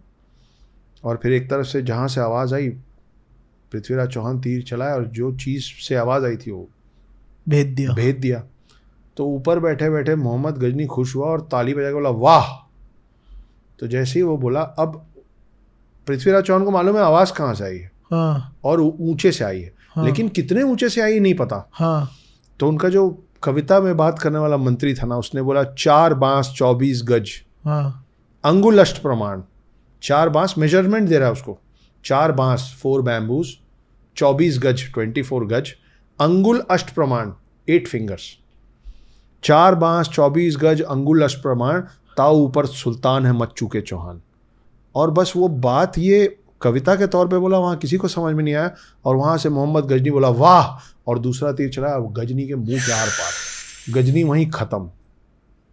वहाँ बैठा बैठा वो आदमी मर गया वाह बोल के। उसको कहते हैं शब्द भेदी बाण, कि उसके मुंह से एक शब्द निकला वाह, और उसका खेल खत्म। तो हारने के बाद भी, मतलब ये है असली बाजीगर, कि हारने के बाद भी पृथ्वीराज चौहान उसको मारने के बाद मरे। और मोहम्मद गजनी के आदमियों के हाथ नहीं मरे, वो अपने मंत्री को बोले थे कि जैसे ही उस पर मैं तीर चलाऊंगा तो तुम मेरे को मार देना, मैं दुश्मन के हाथ से नहीं मरना चाहता। उनका मंत्री पहले उनको मारा, फिर खुद को मारा। ये हैं आपके हिंदू सम्राट, ये हैं आपके आपका शौर्य, आपको पता नहीं है। लेकिन इस कहानी में आज की एक कहानी गजब की जुड़ी हुई है, जो बहुत कम लोगों को मुझे भी नहीं पता थी ये कहानी, मैंने मूवी भी नहीं देखी थी। नहीं, उस मूवी में 4 5 24 गज वाला बताया ही नहीं बताया। अच्छा, नहीं दिखा, वो पता नहीं क्यों, फॉर सम रीजन उन्होंने वो दिखाया ही नहीं। और लास्ट में पृथ्वीराज चौहान शेरों से लड़ रहे हैं, और ये सब असल में कुछ नहीं हुआ था, ये सब शोबाजी थी। खैर, आप सोचिए कि हम लोग कौन लोग हैं, उसका एक जीता जाता प्रमाण और प्रतीक है शेर सिंह राणा। आपको पता है कौन है शेर सिंह राणा? सुनिए शेर सिंह राणा की कहानी, जो नत्थी है पृथ्वीराज चौहान की इस कहानी से, जो मैंने आपको अभी सुनाया। जब पृथ्वीराज चौहान को मार दिया उनके मंत्री ने, तो सब लोगों ने डिसाइड किया कि पृथ्वीराज चौहान ने गजनी को मारा, गजनी हमारा शासक था। हाँ। तो आज जो कंधार है, अफगानिस्तान में कंधार जो शहर है, कंधार, वहाँ पे मोहम्मद गजनी का मकबरा बनाया गया। और वहाँ पे पृथ्वीराज चौहान को जहाँ से घुसते हैं ना पैर रख के, वहाँ दफनाया गया। अच्छा, ताकि हर मुस्लिम जो मोहम्मद गजनी के मकबरे पे मत्था टेकने आए, सर झुकाने आए, वो उस पे पैर रख के जाए। हाँ। पृथ्वीराज चौहान के शरीर पे पैर रख के जाए, वहाँ उनको गाड़ दिया गया था। ये लोगों को पता नहीं था। और वहाँ उन्होंने एक और रूल बनाया कि उस मकबरे में मोहम्मद गजनी के पास जाने के पहले आपको जूता उतारना है, और जो पृथ्वीराज चौहान का जो वो बना हुआ है ना, उस पर चप्पल मारने, तब आप अंदर जाएंगे। तो पृथ्वीराज चौहान का अंतिम संस्कार नहीं हुआ। अभी हम बात कर रहे थे कि अंतिम संस्कार अच्छे से होना कितना जरूरी है, ठीक है? तो उनका अंतिम संस्कार नहीं हुआ। शेर सिंह राणा एक बंदा है जिसने फूलन देवी का कत्ल किया। अच्छा, बैंडिट क्वीन फूलन देवी। हाँ। जब वो पॉलिटिशियन हो गई तो उसका कत्ल करने वाले का नाम है शेर सिंह राणा। वो कत्ल इसलिए किया क्योंकि जब वो डकैत थी तो उसने 22 राजपूतों को मारा था। उनका बदला लेने के लिए शेर सिंह राणा ने, क्योंकि उसको फूलन देवी को सज़ा नहीं दी गई, वो कुछ साल की सज़ा काटी थी, उसके बाद वो पॉलिटिशियन हो गई थी। तो फूलन देवी को दिन दहाड़े गोली मारने वाले आदमी का नाम है शेर सिंह राणा। शेर सिंह राणा ने गोली मारी, खुद सरेंडर कर दिया कि मैंने। जब शेर सिंह राणा जेल पहुंचे तो जेल में उनको ये बात पता चली, अच्छा, कि पृथ्वीराज चौहान की अस्थियों को, मतलब शरीर को वहाँ दफनाया गया है, और वहाँ का रूल है कि जो आएगा गजनी पे सर झुकाने, वो पहले चप्पल मारेगा, जूते चप्पल मारेगा। इस बात से तकलीफ पाए, उन्होंने अपने एक दोस्त से मदद मांगी, उसके हेल्प से जेल से भागे, खुद सरेंडर किया था आदमी। पता चला अरे मिशन आ गया। हाँ, मतलब मेरे राजा क्षत्रिय के साथ आज तक ऐसा हो रहा है, उनका अंतिम संस्कार नहीं हुआ। वो बंदा जेल से भागा, अपने एक दोस्त की मदद से एक नया पासपोर्ट बनवाया संजय गुप्ता के नाम से। मैंने ये कहानी न्यूज़ में सुनी है। वो भाग के पहुंचा, बिना पासपोर्ट के जैसे तैसे करते हुए कंधार पहुंचा। वहां पे चुपचाप वो मकबरा तोड़ के पृथ्वीराज चौहान की हड्डियां निकाल के वापस भारत देश लाया और बोला ठीक से अंतिम संस्कार करो इनका, ये मेरे पूर्वज हैं, ऐसा नहीं होने दे सकता हूं मैं। और फिर सरेंडर किया। तो कहाँ से आप देखो, जब आप एक इतना बड़ा काम करके पृथ्वीराज चौहान गए ना, तो उनके लिए लड़ने और खड़े होने वाले लोग आज तक जीवित हैं। तो जब आप अपने लिए और अपनी जगह के लिए लड़ते हो ना, तो आपके लिए लड़ने वाली पूरी दुनिया बची है। कुछ प्रिंसेस भी हैं कोई, जैसे आपने अभी पृथ्वीराज चौहान की बात करी, ऐसे ही कोई बहुत बड़ी वॉरियर कोई प्रिंसेस रही हैं भारत में? देखिए, आपको और मुझे, हम सबको ये समझने की ज़रूरत है कि जैसे आप प्रिंसेस बोलते हैं ना, तो आपके दिमाग में एक चित्र बनता है, एक इमेज बनता है। बारबी डॉल प्रिंसेस बना? हाँ, क्या बना और क्या क्या बना बताइए, चलिए। ज़्यादा नहीं बना फिर मेरे भी नहीं, फिर भी प्रिंसेस क्या कर रही है? कि मतलब फूलों से सजी हुई है, जिंदगी एकदम अच्छी है, खुशहाल है, नाजुक है, नाजुक है, हाँ, है ना, एक चैरियट से उतर रही है, हाँ, है ना, एक खूबसूरत से यूनिफॉर्म में एक बिल्कुल बांका नौजवान अपने एक घुटने पे ऐसे हाथ करके बैठा है, क्योंकि वो उतर नहीं पाएगी ना, खुद नहीं उतर पाएगी, सही, तो उसको हाथ की ज़रूरत है। मतलब कितनी डिपेंडेंट है वो, कितनी डिपेंडेंट है वो, कि वो पिंक कलर का फ्रॉक पहनी हुई है, हाई हील पहनी हुई है, टियारा पहनी हुई है, छोटा सा क्राउन, है ना, ऐसे कर रही है, और उसको बग्गी से उतरने के लिए एक इंसान का हाथ चाहिए, तब वो एक सीढ़ी उतर पाएगी। यही बनता है ना इमेज। इसीलिए ये जो हम लोग देखते हैं ना, ये गाड़ियों में लिखा होता है और हम लोग मजाक भी बताते हैं कि डैडीज प्रिंसेस, पापा की परी है। ये मजाक ही है, ये मजाक ही रहना चाहिए, क्योंकि आपके देश में प्रिंसेस नहीं होती थी, आपके देश में होती थी राजकुमारी। अब जैसे ही आप आंख बंद करके राजकुमारी सोचेंगे ना, तो आपको इनमें से कोई पिक्चर नहीं दिखेगा। हमारी प्रिंसेस वो होती थी जिसको बग्गी से उतरने के लिए किसी का हाथ की जरूरत नहीं होती थी, वो घोड़े पे बैठती थी, वो घोड़े से उतरती थी, उसको अपना हाथ किसी और के हाथ में नहीं, उसके हाथ में तलवार होती थी भाई। आपके राजा अपने बेटियों के साथ, अपने राजकुमारों के साथ, अपनी राजकुमारियों को भी पूरा युद्ध विद्या देते थे, कैसे लड़ना है, तलवार कैसे चलानी है, अपनी रक्षा कैसे करनी है। तब आपके पास झांसी की रानी जैसे लोग होते हैं जो अपने बच्चे को पीठ में बांध के अंग्रेजों से लड़ जाते थे। तो जितने भी माता पिता हैं और आप जितनी भी लड़कियां हैं जो इसको सुन रही हैं, don't take pride if somebody is calling you a princess. Princess is always dependent. She is very soft. She cries on things.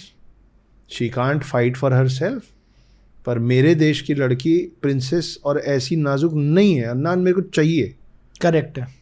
हाँ, पर मैं दिल्ली में बैठे हुए, बिल्कुल सही है। हाथ में तलवार उठाओ, और तलवार नहीं और कोई बदतमीजी कर रहे हैं ना, तो तलवार तो लेके नहीं घूम सकते, चप्पल उतारो हाथ में तलवार की जगह चप्पल लो और धुन दो सामने वाले को, तो फिर आप प्रिंसेस नहीं होंगी, फिर आप राजकुमारी होंगी, और तब आप वो बनेंगी जो इस धरती की। आप उस देवभूमि भारत में पैदा हुए हैं जिसमें आपका कोई भी भगवान भी एक महिला के परमिशन के बिना यहाँ नहीं आ सकता।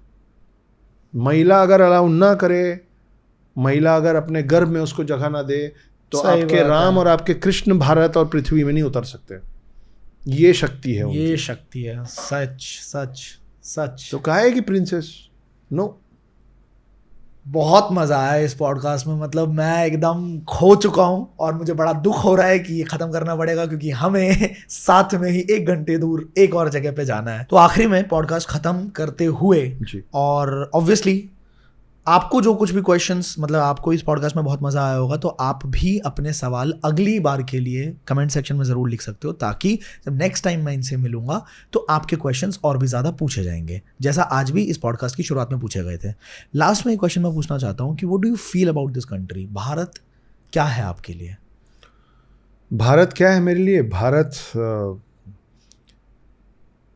जहाँ बहती गंगा मैया है और पूजी जाती गैया है, शिव शंभू का शंख यहाँ और कृष्ण का मोर पंख यहाँ, दुर्गा की तलवार यहाँ और विष्णु का हर अवतार यहाँ, वो है देवभूमि भारत। तो बी अ प्राउड भारतीय। आपको गर्व होना चाहिए कि आप एक ऐसी जगह पे पैदा हुए हैं जिसने कभी किसी पे हमला नहीं किया है, लेकिन उसके बावजूद जब उस पर हमला हुआ है तो बहुत अच्छे से लड़के आज भी हम एक साथ यूनाइटेड खड़े हैं। तो भारत जैसा पूरी दुनिया में, असल में मैं इसलिए नहीं बोल रहा हूँ कि मैं भारतीय हूँ, मैं खुद मतलब फील कर पाया कि यार कितनी बड़ी बात है कि हम सामने से कभी किसी के पास नहीं गए लड़ने के लिए कि भाई तू हमें ये, और उसके बावजूद हमने किसी को मौका नहीं दिया कि हमको कमज़ोर भी समझ ले। हम पे इतने आक्रमण हुए, इतना कुछ हुआ, पहले मुगल, फिर मंगोल, फिर फ्रेंच, फिर ब्रिटेन, हैं, हमको अंदर से मारा गया, हमको बाहर से मारा गया, पर अभी भी हम खड़े हैं और अभी भी हम में इतनी नफरत नहीं है कि हम इसको मार रहे हैं, हम उसको मार रहे हैं। आज भी हमारे यहाँ आप फॉरेनर्स ऐसे ही घूमते हैं, हम कुछ नहीं कहते कि हम कुछ नहीं कहते, हम सब भूल के उनको अपना के रखे हैं।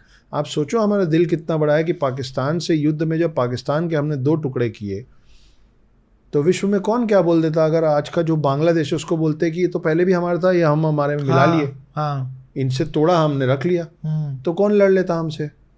सही बात है, पहले हमारा था। जबकि हमला भी पाकिस्तान ने आगे बढ़ के किया था, हमने तो किया भी नहीं था। लेकिन हमने क्या किया, हमने उनको उनकी एक पहचान दी, हमने एक नया देश बनाने दे दिया उनको।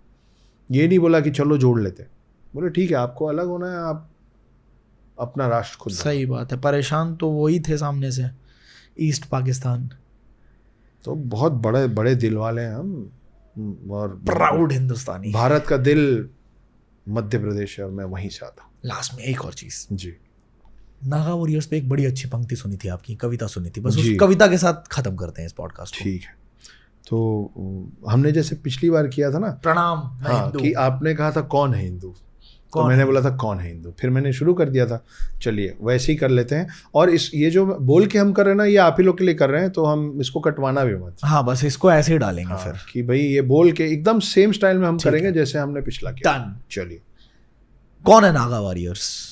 कौन है नागा वॉरियर्स? तू शांति है, तू युद्ध है, तू नरसिम्हा है, तू बुद्ध है। आपके दोनों चेहरे हैं, आप उनसे जैसे मिलेंगे वो आपसे ऐसे ही मिलेंगे। तू शांति है, तू युद्ध है, तू नरसिम्हा है, तू बुद्ध है, तू नमन है, तू प्रहार है, तू जीवन है, तू अंतिम संस्कार है, तू ढाल है, तू तीर की नोक है, तू ब्रह्मांड है, तू तीनों लोक है, तू भिक्षु है, असुरों का भक्षक है, तू भक्त है, धर्म का रक्षक है, तू पुण्य है, तू पाप है, तू वरदान है, तू श्राप है, तू शोर है, तू मौन है, उनको चुनना है कि तू कौन है। तो ये है नागा वॉरियर्स। उनको चुनना है कि तू कौन है। आप मुझसे जैसे मिलेंगे मैं आपसे वैसे ही मिलूंगा। सुपर एक्साइटेड है, ये किताब बहुत मतलब तहलका मचाने वाली है। और यदि आप अपने धर्म के खिलाफ सुन के आपका खून खौलता है, अगर आपको गुस्सा आता है, अगर 10 लोग आपके खिलाफ बात कर रहे हैं और आपको चलेगा, लेकिन आपके धर्म के खिलाफ बात करेंगे तो आप 10 लोगों के सामने खड़े होकर आंख बड़ी करके उंगली दिखाने का मादा रखते हैं, तो आप में भी एक नागा वॉरियर है और आप भी उन्हीं की संतान है। तो ये आपके पूर्वज भी हैं और ये अभी भी आप ही के लिए खड़े हुए हैं। तो अगली बार जब इनको देखें तो अपनी जगह से खड़े हो जाइएगा। क्या बात है। बाकी लास्ट में बुक का लिंक आपको डिस्क्रिप्शन में मिल जाएगा। बहुत मतलब आई तो पर्सनली रिकमेंड यू कि आप ज़रूर इसको पढ़ना और इसका फीडबैक्स कमेंट सेक्शन के अंदर ज़रूर देना। एक और चीज़ जो मैं जोड़ना चाहूँगा आपके माध्यम से आपके सारे लिसनर्स को, बहुत सारे लोगों का सवाल रहता है, आपका तो मेरे तक एक्सेस है ना, हम जब चाहते हैं बात कर लेते हैं, लेकिन आप में से बहुत सारे ऐसे लोग हैं जो मुझसे जुड़ना चाहते हैं, बात करना चाहते हैं, अपना सुख दुख बांटना चाहते हैं, अपने करियर में कुछ सलाह लेना चाहते हैं, मेरे साथ काम करना चाहते हैं, और ऐसा सबका अपना अपना हो सकता है। तो ये देखते हुए मैंने और मेरी टीम ने एक कम्युनिटी शुरू की है, जिसका नाम है NFA। उसका फुल फॉर्म है नॉट फॉर ऑल। हमने फर्स्ट फेज में हम चाह रहे हैं हर स्टेट से सिर्फ 500 लोग जोड़ना, सिर्फ 500 लोग। तो आपका स्टेट कितना भी बड़ा हो, अभी हम दिल्ली में है ना, दिल्ली की आबादी खुद ही करोड़ों में है। उत्तर प्रदेश की आबादी 24 करोड़ के आसपास है, मध्य प्रदेश की आबादी 12 करोड़ के आसपास है। इतने करोड़ लोगों की आबादी में मैं हर स्टेट से सिर्फ 500 लोग चाह रहा हूँ। मेरे क्या बोलते हैं वो इंस्टाग्राम के लिंक इन बायो में आपको मेरा इस मेंबरशिप क्लब का सारा डिटेल मिल जाएगा। पहले आइए पहले पाइए वाली पद्धति से हम चल रहे हैं, फर्स्ट कम फर्स्ट सर्व। तो आप आइए, जुड़िए, और आप जब इसमें जुड़ेंगे तो 2-4 चीज़ें मैं आपको बता देता हूँ क्या मिलेगा, लेकिन उससे बहुत ज़्यादा चीज़ें ऑफरिंग में हैं और हम उसमें और चीज़ें लगातार जोड़ रहे हैं। वो क्या चीज़ें हैं कि आपको 12 महीने में 12 बार आप मुझसे मुखातिब होंगे, मैं और आप जूम कॉल जैसी जगह पे एक दूसरे से बात करेंगे, जहाँ मैं डायरेक्टली जैसे आशुतोष के सवालों का जवाब दे रहा हूँ, आपके सवालों का जवाब दूँगा। और वो जवाब ज़रूरी नहीं है कि हिंदू या हिंदुत्व पे हो, आपके पर्सनल लाइफ पे भी हम बात कर सकते हैं। इसी 12 महीने में मैं आपके पास ला रहा हूँ 12 सरप्राइज स्पीकर्स। सरप्राइज है तो कोई तांत्रिक है, कोई एस्ट्रोलॉजर है, कोई डायरेक्टर है, कोई एक्टर है, कोई राइटर है। तो आप जिस भी फील्ड में जाना चाह रहे हैं या हैं, उनसे रिलेटेड आप सवाल पूछ सकते हैं। हम आपके लिए ला रहे हैं 1 लाख से भी ज़्यादा बुक टाइटल्स पे हेवी डिस्काउंट्स, ताकि आप पढ़ते रहें और पढ़ाते रहें, ताकि अगली बार जब आप किसी को कुछ गिफ्ट करने का सोचें तो बुके ना करें, बुक ही करें। इसके अलावा एक वेलकम किट आ रहा है जिसके अंदर आपके लिए और बहुत सारे सरप्राइजेज हैं, तो फटाफट अपने आप को एनरोल करके मेरे साथ इस मेंबरशिप में ज्वाइन कीजिए, क्योंकि जैसे ही आपके स्टेट में 500 लोग हमसे जुड़ जाएंगे, आपके लिए दरवाज़ा फ़िलहाल के लिए मुझे बंद करना पड़ेगा। तो इससे पहले कि दरवाज़ा बंद हो, join NFA not for all. Thank you so much, take care.